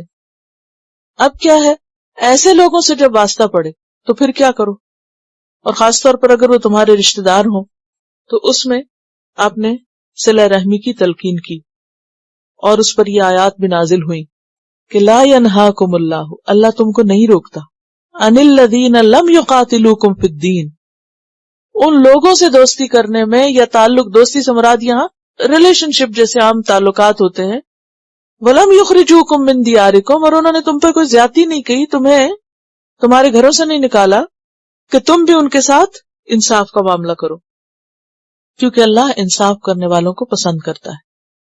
اب اس میں یہ بھی ہے کہ عدل و انصاف تو ہر ایک سے ہوگا، دوست سے بھی ہوگا، دشمن سے بھی ہوگا، کیونکہ ہمارا دین عدل پر قائم ہے. ان اللہ یأمر بالعدل والاحسان وایتاء ذی القربى، تو عدل کس کے ساتھ ہوگا، انصاف کس کے ساتھ ہوگا، ہر ایک سے ہوگا، خواہ کوئی اپنا ہے یا کوئی پرایا ہے، دوست ہے یا دشمن ہے. عدل سے انحراف کسی بھی صورت میں جائز نہیں کہ کوئی شخص آپ پہ زیادتی نہیں کر اور آپ اس پہ زیادتی شروع کر دیں. لیکن دوستی اور محبت کا تعلق، قلبی تعلق، اس سے ہوگا جو اللہ کا دوست ہو. کس سے ہوگا؟ جو اللہ کا دوست ہو، یا کم از کم اللہ کا دشمن نہ ہو. دوست نہیں تو دشمن بھی نہیں، اس سے تو آپ تعلق رکھ سکتے، لیکن جو اللہ کا دشمن ہے وہ پھر آپ کا دوست نہیں. مجھے امید ہے کہ مسئلہ واضح ہے یا نہیں؟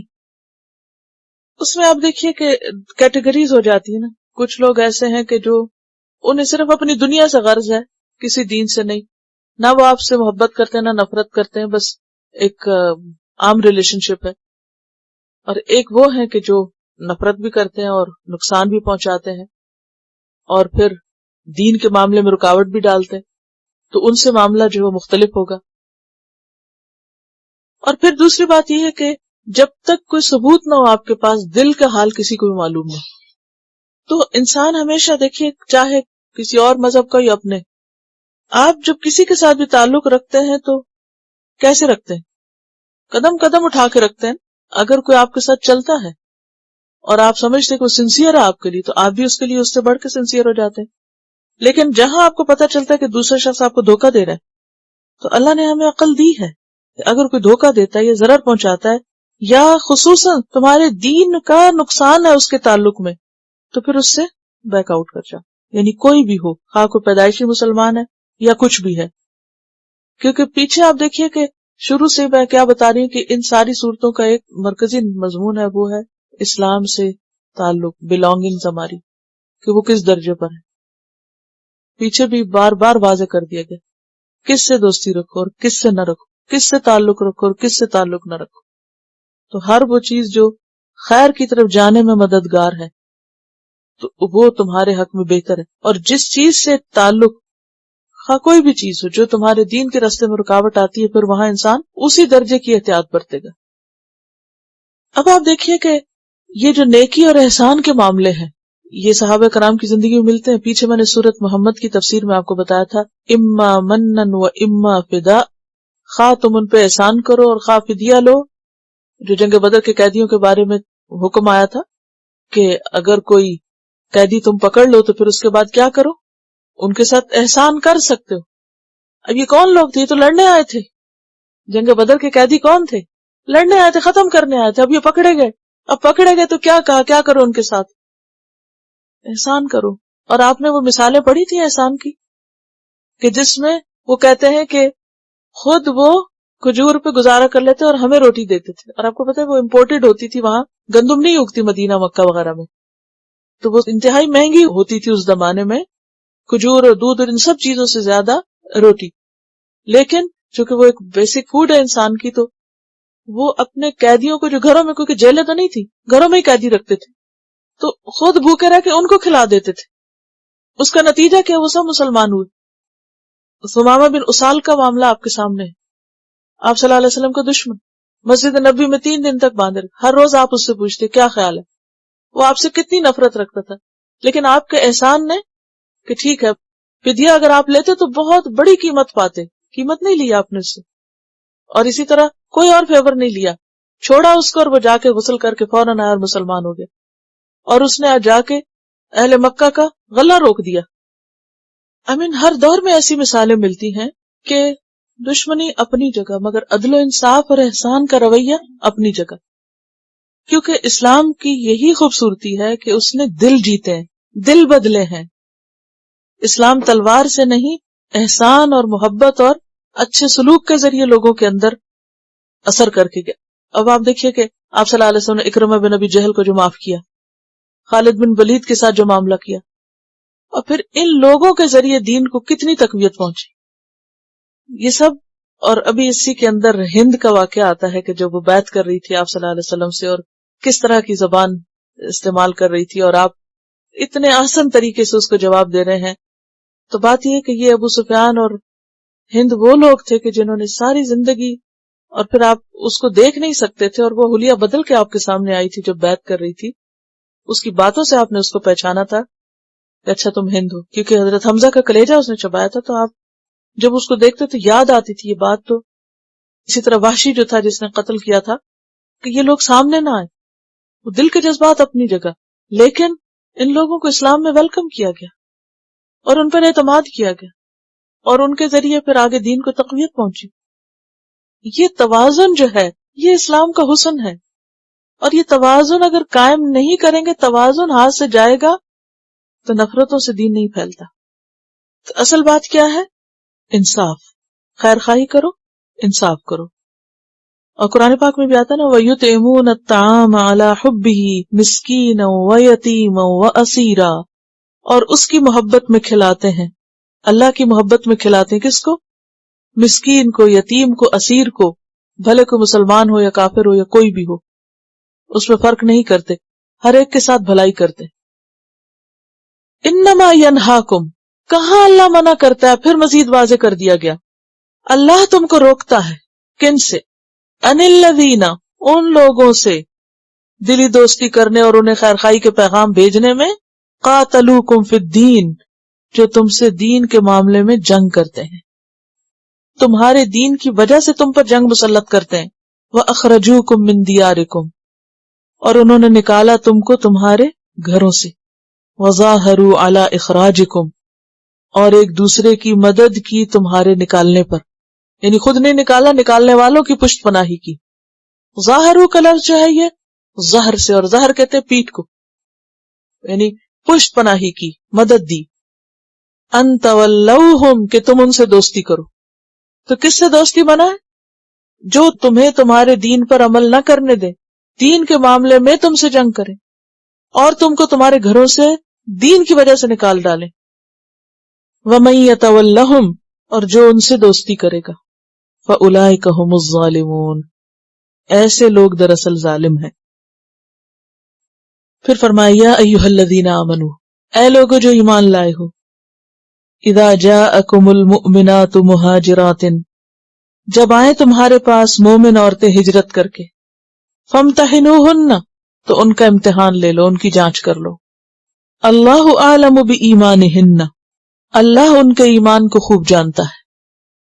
آپ کو یاد ہے کہ صلح حدیبیہ کے موقع پر جو معاہدہ طے پایا تھا، اس میں سہیل بن عمر نے ایک شرط پیش کی تھی کہ اگر کفار کا کوئی آدمی مسلمان ہو کر مدینہ آئے گا تو اس کو مکہ واپس لوٹایا جائے گا، اور اگر کوئی شخص مدینہ سے مکہ جائے تو اس کو واپس نہیں کیا جائے گا۔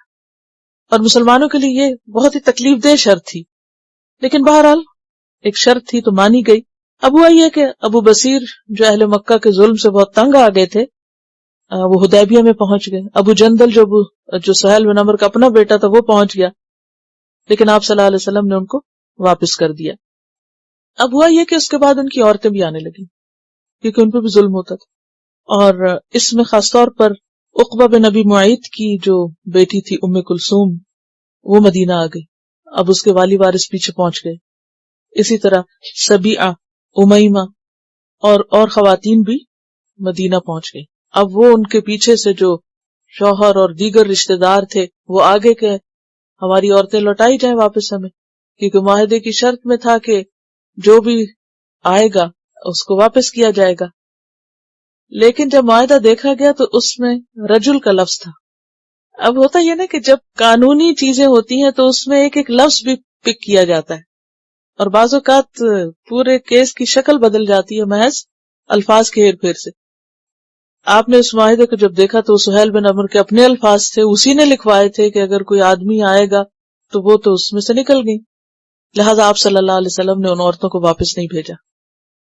اب یہ تھا کہ اس میں خطرہ بھی تھا کہ اگر وہاں سے عورتیں آتی ہیں اور وہ صحیح مسلمان نہیں ہیں، کسی جاسوسی کے لیے تو نہیں آتی یا کوئی اور کسی نیت سے تو نہیں آتی، تو یہاں پر پھر کیا حکم دیا گیا کہ اے لوگو جو ایمان لائے ہو، جب مومن عورتیں تمہارے پاس ہجرت کر کے آئے تو ان کا امتحان لے لو، جانچ لو۔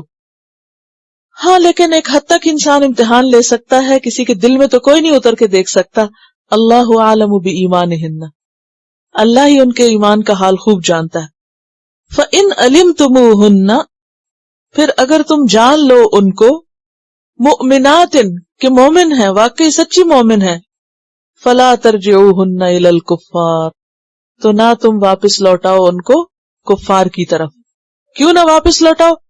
لا ہن حل لہم، وہ عورتیں اب ان کے لیے حلال نہیں، کیونکہ ان کے شوہر کافر ہیں اور یہ مسلمان ہو چکی، تو ایک مسلمان عورت ایک کافر مرد کے لیے حلال نہیں۔ ولا ہم یحلون لہن، اور نہ وہ حلال ہو سکتے ہیں ان عورتوں کے لیے۔ وآتوہم، اور دے دو ان کو، کن کو؟ ان کے کافر شوہروں کو، ما انفقوا، جو انہوں نے خرچ کیا، کن پہ؟ ان عورتوں پہ مہر وغیرہ دیا یا کوئی اور مال دیا تو وہ ان کا مال ان کو واپس لوٹا دو، لیکن عورتوں کو واپس نہیں لوٹاؤ۔ اب جب یہ حکم آیا تو اس میں ہم دیکھتے ہیں کہ آپ صلی اللہ علیہ وسلم کے پاس جب کوئی عورت مکہ سے آتی تو آپ اس سے قسم لیتے، یعنی کیسے امتحان لیتے؟ حدیث میں آتا ہے کہ اس سے قسم لیتے کہ وہ یہ کہے کہ باللہ الذی لا الہ الا ہو ما خرجت من بغض زوجی، اللہ کی قسم جس کے سوا کوئی الہ نہیں، میں اپنے شوہر سے نفرت کی وجہ سے یہاں نہیں آئی، یعنی شوہر سے لڑکے نہیں آئی، میں اللہ ہی کی خاطر آئی ہوں۔ ما خرجت رغبتا عن ارض الى ارض، کہ اللہ کی قسم میں اس زمین کی رغبت میں نہیں آئی کہ وہاں سے یہاں امیگریشن چاہیے تھی، ان ارض الی ارض، کہ ایک جگہ چھوڑ کر دوسری جگہ آنے کا سیر کا شوق تھا، اس لیے مکہ میں دل نہیں لگا تو مدینہ آ گئی، اس لیے میں نہیں آئی۔ باللہ ما خرجت التماس الدنیا، اللہ کی قسم میں کسی دنیا کی تلاش میں نہیں آئی۔ باللہ ما خرجت الا حبا للہ ورسولہ، اللہ کی قسم میں نکلی ہوں صرف اللہ اور اس کے رسول کی محبت میں، اور کوئی چیز مجھے یہاں نہیں لائی۔ تو یہ تھا وہ امتحان، یہ تھے وہ الفاظ جن پر اس عورت کو ایکسپٹ کیا جاتا تھا، کیونکہ ہجرت اصل میں ہجرت وہی ہے جو صرف اللہ کے لیے کی جائے، کسی اور مقصد کے لیے نہیں۔ تو اس میں فرمایا کہ تم ان کا امتحان لے لو، اور اگر تم ان کے اندر ایمان پاؤ تو پھر تم ان کو واپس نہ لوٹاؤ۔ ولا جناح علیکم، اور تم پر کوئی گناہ نہیں، کس معاملے میں؟ ان تنکحوہن، کہ تم ان سے نکاح کر لو، چاہے ان کے شوہروں نے ان کو طلاق نہیں بھی دی، لیکن ان کے کفر کی وجہ سے اب یہ نکاح خود ہی فسخ ہو گئے۔ یہ ایسے ہی نا کہ اگر خدا نخواستہ کسی عورت کا شوہر مرتد ہو جائے تو وہ نکاح فسخ ہو جاتا ہے۔ اذا آتیتموہن اجورہن، جب تم دے دو ان کو ان کے مہر، یعنی وہاں سے اگر کوئی عورت اپنا گھر بار چھوڑ کر آ گئی ہے تو یہاں کوئی مسلمان مرد اس سے شادی کر سکتا ہے، بس شرط یہ ہے کہ تم کو اس عورت کا مہر دینا ہوگا۔ یعنی مہر کی کس قدر پابندی ہے نا، کسی معاملے میں معاف نہیں کیا گیا۔ ولا تمسکوا بعصم الکوافر، اور نہ تم روک کے رکھو کافر عورتوں کے عقد نکاح۔ عصم جو ہے یہ دراصل عصمت کی جمع ہے، اور عصمت کا معنی ہوتا ہے حفاظت، اور یہاں مراد ہے عقد نکاح، کیونکہ نکاح بھی دراصل عورت کے لیے کیا ہوتا ہے؟ حفاظت کا ذریعہ ہوتا ہے۔ الکوافر جو ہے یہ کافرت ان کی جمع ہے، یعنی کافر عورتوں کے نکاح تم مت پکڑ کر رکھو۔ کیا مطلب ہے اس کا؟ یعنی مسلمان مردوں کے پاس اگر کافر عورتیں اور وہ جانا چاہتی ہیں اپنے ماں باپ کے ہاں مکہ میں کافر رشتہ داروں کے پاس، جانے دو، تم بھی ان کو مت روک کے رکھو۔ وہاں سے مومن عورتیں آ گئی ہیں، آنے دو۔ یہاں سے کافر تمہاری بیویاں واپس جانا چاہتی ہیں، جانے دو۔ سمجھ آئی؟ اس میں ہم دیکھتے ہیں کہ حضرت عبداللہ بن عمر کی جو والدہ تھیں وہ مشرک تھیں، وہ واپس گئی تھیں۔ پھر اسی طرح طلحہ بن عبید اللہ کی بیوی اربا، ان کو انہوں نے طلاق دے دی، بھیج دیا۔ پھر اسی طرح ہم دیکھتے ہیں کہ حضرت زینب جو تھی نبی صلی اللہ علیہ وسلم کی بیٹی، وہ ہجرت کر کے آ گئی تھی، لیکن ابو العاص جو آپ کے داماد تھے وہ بھی مسلمان نہیں ہوئے تھے، وہ نہیں آئے، تو یہ واپس آ گئی، یہ مدینہ آ گئی۔ اب جب وہ مسلمان ہو کر آئے تو آپ نے ان کے ساتھ ان کو رخصت کیا۔ تو یہ وہ اب وقت آ گیا تھا کہ جب جو نکاح کے رشتے تھے وہ اسلام اور کفر کی بنیاد پر ہی باقی رہے، کیونکہ نکاح کا رشتہ بھی ایک محبت کا رشتہ ہوتا ہے نا۔ تو جس طرح عام تعلقات میں محبت یعنی بغض اور محبت کے درمیان فرق کر دیا گیا، ولا اور برا کا فرق کر دیا گیا، اسی طرح اب یہ کہ اس سے قریب تر چیز کیا ہے؟ نکاح شادی، اس کو بھی اب ایمان ہی کی بنیادوں پر قائم کرنا ہوگا۔ اور اس میں آپ کو معلوم ہے کہ حضرت ام حبیبہ کی جو بہن تھی نا، ام حکیم، وہ پہلے مسلمان ہوئی اور پھر وہ واپس مرتد ہو گئی اور پھر وہ مکہ چلی گئی، لیکن باقی آنے والوں میں سے کوئی واپس نہیں گیا، یعنی جو ہجرت کر کے آئیں وہ مدینہ ہی رہیں، لیکن صرف ایک خاتون کے بارے میں ملتا ہے کہ وہ واپس چلی گئی اور وہ ام حکیم۔ میں سوچتی ہوں نا کہ ایمان کیا چیز ہے، ایک بہن کہاں پہنچی، دوسری کہاں پہنچی، اور ابو سفیان کب ایمان لائے، اور پھر ان کی اہلیہ اور بیٹی جو ہے وہ کتنا ارلی سٹیج میں ایمان لے آئیں، ہجرت حبشہ کر کے گئیں۔ ام حبیبہ جو ہے کس طرح رشتے اور تعلق اور خون کے رشتے بھی کیسے کیسے الگ ہوتے گئے۔ وَاسْأَلُوا مَا أَنفَقْتُمْ، اور تم مانگ لو جو تم نے خرچ کیا. کس پر؟ اپنی کافر بیویوں پر جو تمہیں چھوڑ کے چلی گئی. ان کافروں سے نہیں. ابھی ایک طرح سے معاہدہ ہوگا نا، یعنی دو طرفہ تعلقات جو ہیں قومی سطح، حکومت کی سطح پر، تو اس میں کیا طے قرار پایا کہ جو وہاں سے یہاں آئے گی اس کا مہر اس مرد کو دے دیا جائے گا، یعنی کہ یہاں شادی کرے گا اس عورت سے. اور اسی طرح اگر یہاں سے کوئی جاتی ہے تو جس شوہر کے گھر سے وہ عورت گئی ہے جس کے پاس، وہ وہاں سے اس کو جواباً لوٹائے گا. وَلْيَسْأَلُوا مَا أَنفَقُوا، اور چاہیے کہ وہ مانگ لیں جو انہوں نے خرچ کیا. یہ عدل ہے نا، تم مانگ لو جو تم نے خرچ کیا، وہ مانگ لیں جو انہوں نے خرچ کیا. سمپل سی بات ہے. ذالکم حکم اللہ، یہ اللہ کا حکم ہے. یحکم بینکم، اللہ تمہارے درمیان فیصلہ کرتا ہے. واللہ علیم حکیم، اور اللہ علم والا ہے، حکمت والا ہے. دیکھیے بنیادی طور پر مہر ہی ہے، کیونکہ جب خلا ہوتی ہے یا نکاح فسخ ہوتا ہے تو کیا واپس کیا جاتا ہے؟ مہر ہی واپس کیا جاتا ہے، مہر ہی دیا جاتا ہے. کیونکہ گفٹ جو باقی ہوتے ہیں نا ان کو واپس نہیں کیا جاتا. نکاح، مہر، گواہ، ولی، یہ سب کانسیپٹ پہلے سے تھے. بیسیکلی تو یہ دین ابراہیمی پر ہی تھے نا ایک طرح سے، لیکن ان میں شرک اور خرابیاں آ گئی تھی. وَإِنْ فَاتَكُمْ شَيْءٌ، اور اگر فوت ہو جائے تم سے کوئی چیز. اب یہ چیز کیا ہے؟ اس کے دو معنی کیے گئے، بیوی یا مہر. اور فوت سے مراد یا مرنا نہیں ہے، اس سے مراد تمہارے ہاتھ سے نکل جائے. اور اگر تمہارے ہاتھ سے نکل جائے کوئی چیز، من ازواجکم، تمہاری بیویوں میں سے، یعنی بیوی چلی گئی، یا پھر یہ کہ تمہیں مہر دیا نہیں، کیونکہ اللہ کا حکم ان پہ تو ہم جبر نہیں کر سکتے کہ وہ ضرور مانے. اصولی طور پہ تو ماننا چاہیے، لیکن اگر کوئی نہ مانے تو اب کیا ہو؟ اتنی بات سمجھ آ گئی؟ یعنی اگر تمہارے ہاتھ سے نکل گئی کوئی چیز تمہاری بیویوں میں سے، یعنی وہ خود یا ان کا مہر تم کو نہیں ملا، الی الکفار، طرف کفار کے چلی گئی، مرتد ہو کر کوئی عورت چلی گئی، یا عورت گئی اور تم نے مہر دیا تھا اور جس کے پاس وہاں گئی اس نے وہ مہر تمہیں نہیں لوٹایا. فعاقبتم، پھر تمہاری باری آئی، تمہاری نوبت آئے، تمہاری باری آئے. عاقب کا لفظ ہے نا معاقبہ سے. ایک معنی ہوتا ہے بدلہ لینے کی باری، اور دوسرا معنی ہوتا ہے مال غنیمت حاصل کرنا. اب تمہاری باری آئے تو تم کیا کرو؟ فآتوا الذین ذہبت ازواجہم، تو دے دو ان لوگوں کو جن کی بیویاں چلی گئیں، مثل ما انفقوا، مانند اس کے جو انہوں نے خرچ کیا. یعنی ان عورتوں پر جو کفار کے پاس چلی گئیں مسلمانوں کو چھوڑ کر، ان پر جو خرچ کیا وہ پھر کیا کریں؟ تم کو لوٹائیں. عاقب تم کا ایک مطلب ہے مال غنیمت حاصل کرنا، کیونکہ وہ بھی عقاب، اور عقب ایڑی کو کہتے ہیں نا پیچھے بچا کھچا، یعنی جو جنگ کے بعد ہاتھ آئے. تو مطلب یہ ہے کہ جن مسلمانوں کی بیویاں کافروں کے پاس چلی گئیں، مسلمانوں کے ہاتھ سے نکل گئیں، ان کو کافروں سے حاصل شدہ مال غنیمت میں سے دے دو، جتنا انہوں نے مرتد ہونے والی بیویوں پہ خرچ کیا تھا مہر وغیرہ، اگر وہ نہیں دیتے خود تو. مثلا ایک مسلمان عورت مکہ سے مدینہ آ گئی، شادی شدہ تھی، اس کے شوہر نے جو مہر اس عورت کو دیا تھا وہ واپس کون لوٹائے گا؟ جو اس کا نیا مسلمان شوہر ہے. اب ایک کافر عورت جو مسلمان کی بیوی تھی وہ مدینہ سے مکہ چلی گئی، اس کا مہر کس کو دینا ہے؟ جو کافر شوہر جس کے پاس جا کے دوبارہ نکاح کرے گی. وہ نہیں دے رہا، وہ کہتا میں نہیں دیتا.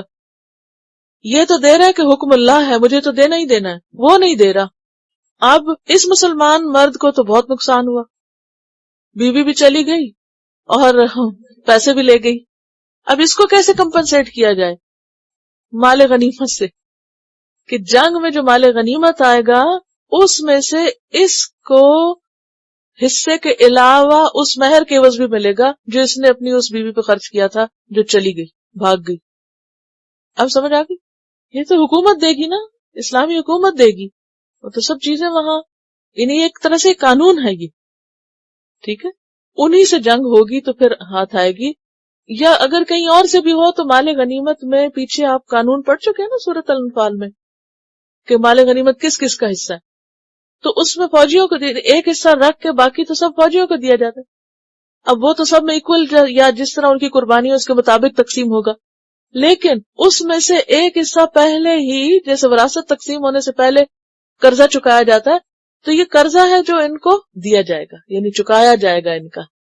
اب وہ جنہوں نے دبا لیا وہ تو نہیں دیتے نا. اور اگر ان کا نہ بھی آئے، کوئی بھی آئے، تو مال غنیمت کس کی ملکیت ہوتی ہے؟ اسلامی حکومت کے پاس آتا ہے نا. سوئی دھاگا بھی اگر اس میں ہو تو وہ کوئی الگ سے نہیں لے سکتا. آپ کو یاد ہے کہ وہ ایک شخص جو آپ صلی اللہ علیہ وسلم کا سامان رکھتا تھا، اس نے ایک چادر چرا لی تھی اور اس کی بنیاد پر، تو مال غنیمت جب آتا ہے تو وہ سارا حکومت کے پاس اکٹھا ہوتا ہے. اب وہ اس کے حصے بکھرے کرتے ہیں جو اللہ کا قانون ہے اس کے مطابق. اس قانون میں، اس مال میں ان مردوں کا بھی حصہ ہے جن کی بیویاں مرتد ہو کے یا کافر ہونے کی بنا پر چلی گئیں اور وہاں ان کے شوہروں نے ان کا پیسہ واپس نہیں لوٹایا. اب یہ تو مارے گئے، اب ان کو اللہ تعالیٰ دلوا رہا ہے ایک اور جگہ سے. یعنی آپ دیکھیے نا کہ حقوق کے معاملے میں کس قدر باریک، اور خصوصاً یہ جو نکاح میں مہر کا جو کانسیپٹ ہے، جس کی ہم خاص طور پر جو سب کانٹیننٹ کے مسلمان ہیں ان کے ہاں تو یہ کانسیپٹ ہی بالکل ختم ہو گیا. لیکن آپ دیکھیے کہ کہاں تک جا کے حق دلوایا جا رہا ہے.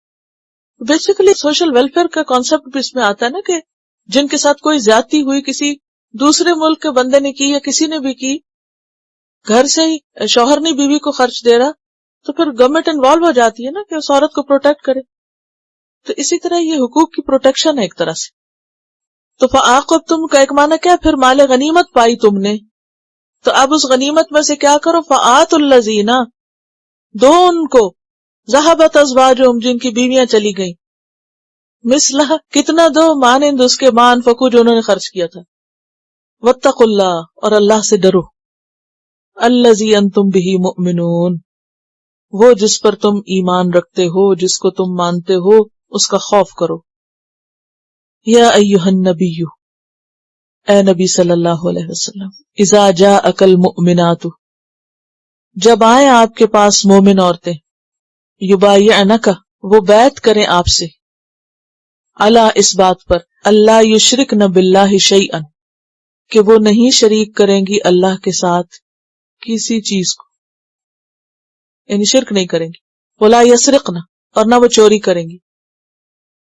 ولا یزنین، اور نہ زنا کریں گی. ولا یقتلن اولادہن، اور نہ وہ اپنی اولادوں کو قتل کریں گی. ولا یاتین ببہتان، اور نہ آئیں گی یا ارتکاب کریں گی کسی بہتان کا، یفترینہ، جس کو وہ خود گھڑ رہی ہوں، بین ایدیہن، اپنے ہاتھوں کے درمیان، و ارجلہن، اور اپنے پاؤں کے درمیان، یعنی دانستہ طور پر، خود ساختہ. ولا یعصینک فی معروف، اور نہ وہ آپ کی نافرمانی کریں گی معروف میں. فبایعہن، تو بیعت کر لو ان سے. واستغفر لہن، اور استغفار کرو ان کے لیے اللہ، اللہ سے. ان اللہ غفور الرحیم، بے شک اللہ غفور الرحیم ہے. اب یہاں پر اس معاملے کو مزید واضح کیا جا رہا ہے کہ پیچھے تو تھا نا کہ جب وہ ہجرت کر کے آ جائیں تو ان کا جانچ کر لو اور ان کو رکھ لو، واپس نہ جانے دو. اب ایک سٹیپ اس سے آگے، ہجرت کے بعد بیعت ہے. بیعت کیا؟ کہ عہد کہ ہم اللہ رسول کے وفادار رہیں گے. تو اس بیعت کی کچھ مزید شرائط ہیں، اور وہ کیا ہے کہ کس عورت کو مسلمان سمجھا جائے گا، یعنی جو کفر چھوڑ کر اسلام لائی ہے، مکہ چھوڑ کے مدینہ آئی ہے، اس کو کیا کیا چیزیں لازمن کرنی ہوں گی اس جگہ پر، کن کن اصولوں کی پابندی کرنی ہوگی. یہ اوتھ لی جا رہی ہے، ٹھیک ہے. تو جو اوتھ ہوتی ہے اس کے اندر کچھ کنڈیشنز ہوتی ہیں نا. کیا کیا ہوتی ہیں؟ کوئی مثلا اگر آپ کسی ملک کی نیشنلٹی لے رہے ہیں، سٹیزن شپ لے رہے ہیں، تو کوئی اوتھ لی جاتی ہے آپ سے. تو کیا ہوتا ہے اس میں؟ مثلا کیا نہیں کریں گے؟ غداری نہیں کریں گے، اور جی جان دیں گے، اور پتہ نہیں بہت کچھ اور. اب آپ دیکھیں کہ یہ بھی ایک طرح سے یہاں کی نیشنل ہو رہی ہیں، مکہ چھوڑ کر مدینہ کی ریاست کی سٹیزن بن رہی ہیں. اب اس سٹیزن شپ کی جو اوتھ لی جا رہی ہے ان سے، اس کی کنڈیشنز، ٹرمز اینڈ کنڈیشنز کتنی زبردست ہے. نمبر 1، شرک نہیں کرو گی، شرک نہیں کرو گی. نمبر 2، ولا یسرقنا، چوری نہیں کرو گی. اصل میں یہ وہ خرابیاں تھیں جو جاہلیت کے دور میں مشرکین کے اندر کثرت سے پائی جاتی تھی، اور خاص طور پر عورتوں سے چوری کی بات اس لیے کہ وہ شوہر کے محل میں سے بعض کو چراتی اس کی مرضی کے بغیر، وہ بھی چوری شمار ہوتا ہے۔ ولا یسرقن، وہ چوری نہیں کریں گی۔ ولا یزنین، زنا نہیں کریں گی، کیونکہ عرب معاشرے میں زنا تو بہت عام تھا۔ ولا یقتلن اولادہن، اپنی اولاد کو نہیں ماریں گی، یعنی یہ بھی ان کے یہاں بہت بڑا ایپ تھا کہ اپنے بچے، اور بعد کے ادوار میں بھی ابورٹ کرا دینا جو ہے یہ کوئی معمولی قصہ سمجھا جاتا ہے۔ تو وہاں ان سے کیا عہد لیا جا رہا ہے کہ وہ اپنے بچے نہیں ماریں گی، چاہے پیدا کر کے یا پیدا ہونے سے پہلے۔ ولا یأتین ببہتان، اور نہ کوئی بہتان تراشیں گی۔ یفترینہ، جو وہ خود گھڑ لیں۔ بہتان کا لفظ ہے نا بہتا سے، بہتا کہتے ہیں حیران ہونے کو، بہت کو نہیں۔ فبہت الذی کفر، پیچھے آپ پڑھ چکے ہیں، یعنی وہ بہتان جو وہ اپنے سامنے خود ہی گھڑے۔ کس کے اوپر بہتان؟ کسی کے اوپر بھی، کسی کی عزت جان مال کے بارے میں غلط بات، یعنی اصل میں یہ ایسا بہتان ہے جس کا تعلق جنسی امور سے ہے، ٹھیک ہے؟ اسکینڈل نہیں بنائیں گی، یہ بھی اس دور کی ایک آفت تھی۔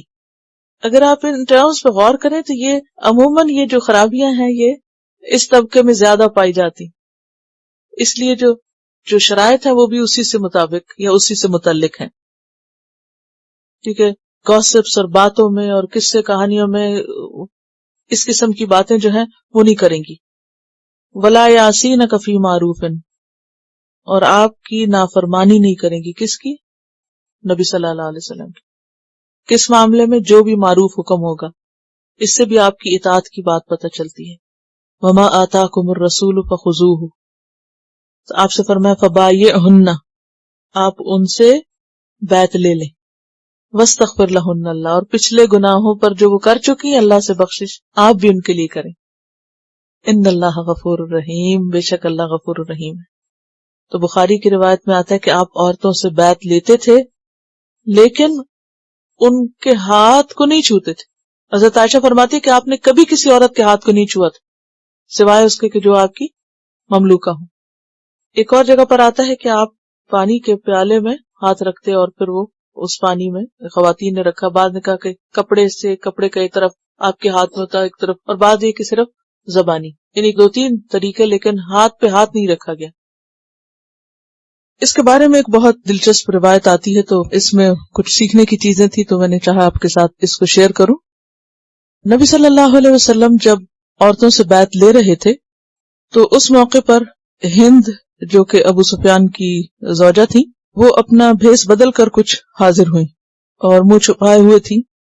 ان کو یہ خوف بھی تھا کہ حضور صلی اللہ علیہ وسلم ان کو پہچان لیں گے، کیونکہ حضرت حمزہ کا وہ کلیجہ چبا چکی تھی جنگ احد کے موقع پر۔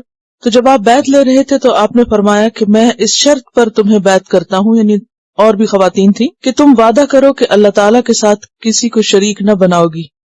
ہند چپ نہ رہ سکی، کہنے لگی جس شرط کے بغیر مردوں کی بیعت قبول نہیں اس کے بغیر ہماری بیعت کیسے قبول ہو سکتی ہے؟ یعنی شرک سے بچنے کی جو شرط ہے یہ بہت واضح اور بہت اہم اور ضروری ہے۔ پھر حضور نے فرمایا کہ دوسری شرط یہ ہے کہ تم چوری نہیں کرو گی۔ ہند بولی میں ابو سفیان کے مال سے کچھ لے لیا کرتی تھی، معلوم نہیں وہ میرے لیے حلال ہے یا نہیں۔ ابو سفیان پاس کھڑے تھے، انہوں نے کہا آج تک جو تم نے لیا وہ تمہارے لیے حلال ہے، یعنی میں اس کو حلال کرتا ہوں۔ حضور صلی اللہ علیہ وسلم یہ سن کر ہنس پڑے اور اس کو پہچان لیا کہ یہ کون خاتون ہے۔ فرمایا تو ہند عتبہ کی بیٹی ہے؟ کہنے لگی نعم، فاعفو عما سلف، جو ہو چکا آپ اس کو معاف کر دیجئے۔ یا نبی اللہ عفا اللہ عنکا، اے اللہ کے نبی اللہ آپ سے درگزر کرے۔ حضور نے فرمایا تیسری شرط یہ ہے کہ تم زنا نہیں کرو گی۔ ہند بولی کیا آزاد عورتیں بھی ایسا کرتی ہیں؟ یعنی ان کے ہاں یہ بہت عیب کی بات تھی۔ پھر حضور نے فرمایا چوتھی شرط یہ ہے کہ تم اپنی اولاد کو قتل نہیں کرو گی۔ ہند بولی ان کے باپوں کو تو آپ نے قتل کر دیا، اب ان کے بچوں کے لیے آپ ہم کو نصیحت کرتے ہیں۔ یہ بات سن کر حضرت فاروق اعظم ہنستے ہنستے لوٹ پوٹ ہو گئے، حضور کے لب مبارک بھی تبسم آشنا ہوئے۔ آپ نے فرمایا پانچویں بات یہ ہے کہ تم کسی پر جھوٹا بہتان نہیں باندھو گی۔ اس نے کہا بے شک بہتان تراشی بہت قبیح چیز ہے، اور اللہ تعالیٰ ہدایت اور مکارم اخلاق کے بغیر کسی اور چیز کا حکم نہیں دیتا۔ پھر حضور نے فرمایا یہ وعدہ کرو کہ جس نیک کام کا میں حکم دوں گا اس کو تم بجا لاؤ گی۔ ہند بولی کہ ہم آپ کے قدموں میں حاضر ہیں، ہمارے دل میں قطعاً یہ خیال نہیں کہ ہم آپ کے حکم کی سرتابی کریں گے۔ یہ واقعہ لکھنے کے بعد علامہ آلوسی کہتے ہیں کہ ہند کے کلام میں یہ شوخی اس وجہ سے تھی کہ وہ ام المومنین ام حبیبہ کی والدہ تھیں، یعنی آپ کی ساس بنتی تھی، اور یہ وجہ بھی تھی کہ ساری زندگی ایک طرح سے جہالت میں گزری تھی اور نیا نیا اسلام قبول کیا تھا۔ لیکن اس واقعے سے یہ پتہ چلتا ہے کہ عرب عورتیں جو تھیں وہ کتنی بولڈ بھی تھیں اور اپنا معافی ضمیر کس طرح بیان کرنا جانتی تھیں، اور بات کی کھری بھی کتنی تھی، یعنی جو دل میں تھا اس کا اظہار بھی ساتھ ساتھ کیا۔ اور اہم بات یہ کہ یہ وہ تمام وہی شرائط ہیں جن کا قرآن مجید میں ذکر کیا گیا، تو اسے پتہ چلتا ہے کہ آپ نے ایک کے بعد ایک شرط بیان کر کے پھر اس پر عہد لیا۔ پھر آخر میں فرمایا یا ایھا الذین آمنو، اے لوگو جو ایمان لائے ہو، لا تتولوا، نہ تم دوستی کرو، قومن ایسی قوم سے، غضب اللہ علیہم جن پر اللہ غضبناک ہوا، قد یئسوا من الآخرۃ، وہ آخرت سے مایوس ہو چکے ہیں، یعنی اپنی خرابیوں کی وجہ سے، اپنی نافرمانیوں کی وجہ سے آخرت کی بھلائی اور ثواب سے مایوس ہیں۔ کما یئس الکفار من اصحاب القبور، جس طرح عام کافر مایوس ہیں اصحاب القبور سے۔ اصحاب القبور سے مایوسی کیا ہوتی ہے؟ کہ وہ دوبارہ مرنے کے بعد واپس آئے گا، قبر سے نکل کے پھر آئے گا۔ مرنے والا کبھی واپس نہیں آیا کرتا، مکمل نا امیدی ہوتی ہے۔ اسی طرح ان لوگوں کو مایوسی ہو چکی ہے آخرت کی کامیابی سے۔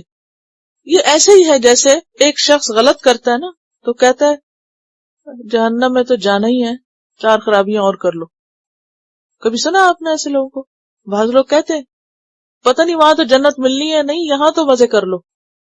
تو یہ کب ہوتا ہے؟ جب ایک انسان کو یہ ہوتا ہے نا کہ ہوپ لیس ہو جاتا ہے نا، غلطیاں نہیں چھوڑنا چاہتا، گناہ نہیں چھوڑنا چاہتا، غلط کام نہیں چھوڑنا چاہتا، تو پھر وہ کیا کہتا ہے اور دلیری سے غلط کام کرتے چلے جاؤ۔ اور کب انسان کو پتا ہوتا ہے کہ میری آخرت خطرے میں ہو گئی اور پکی خطرے میں ہو گئی؟ جب وہ جان بوجھ کے غلط کام کرتا ہے۔ ان کو نبی صلی اللہ علیہ وسلم کی پہچان تھی، ان کی کتابوں میں لکھا ہوا تھا کہ ایک پیغمبر آئے گا جو ایسا اور ایسا ہوگا، اور جان بوجھ کے وہ اس کو نہیں مانے بلکہ الٹا اس کی مخالفت کی، دشمنی کی، اس کو نقصان پہنچایا۔ تو ایسے دشمن جو اس درجے کا نقصان پہنچانے والے ہوں، پیچھے بھی یہی کہا گیا نا کہ اللہ کے دشمنوں، دین کے دشمنوں سے پھر تم دوستی نہ کرو۔ تو وہ لوگ جن پر اللہ غضبناک ہوا اور جو اپنی آخرت سے مایوس ہو چکے ہیں اپنی ہی خرابیوں کی وجہ سے، اتنے مایوس جیسے قبروں والوں سے لوگ مایوس ہوتے ہیں کہ دوبارہ جی کر اٹھ کے آئیں گے، تو ان لوگوں سے بھی تعلق نہ رکھو۔ تلاوت سبحانک اللہم و بحمدک، نشہد ان لا الہ الا انت، نستغفرک و نتوب الیک۔ السلام علیکم و رحمۃ اللہ وبرکاتہ۔ Quran vocabulary 100%. The best application to understand Quran. Study with flashcards. Word list. Learn 25% of Quran vocabulary in 7 days. Multiple MCQs to practice and test vocabulary. Single choice. Multiple choice. True, false. Bookmark difficult words. Study wrongly answer words. Test your skills. 12 essential grammar lessons at Learn Quranic Grammar. You can select number of word to study from bookmarks. Select number of times wrongly answered words for study.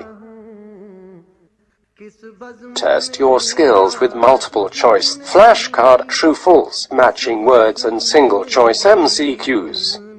Grammar lessons are available in PDF format. Native Quranic and Urdu fonts. Available at Google Play and Apple App Stores. Download it today to contribute in the Islamic Apps Development Project. Quran vocabulary 100% in Urdu. Visit smartappsweb.com.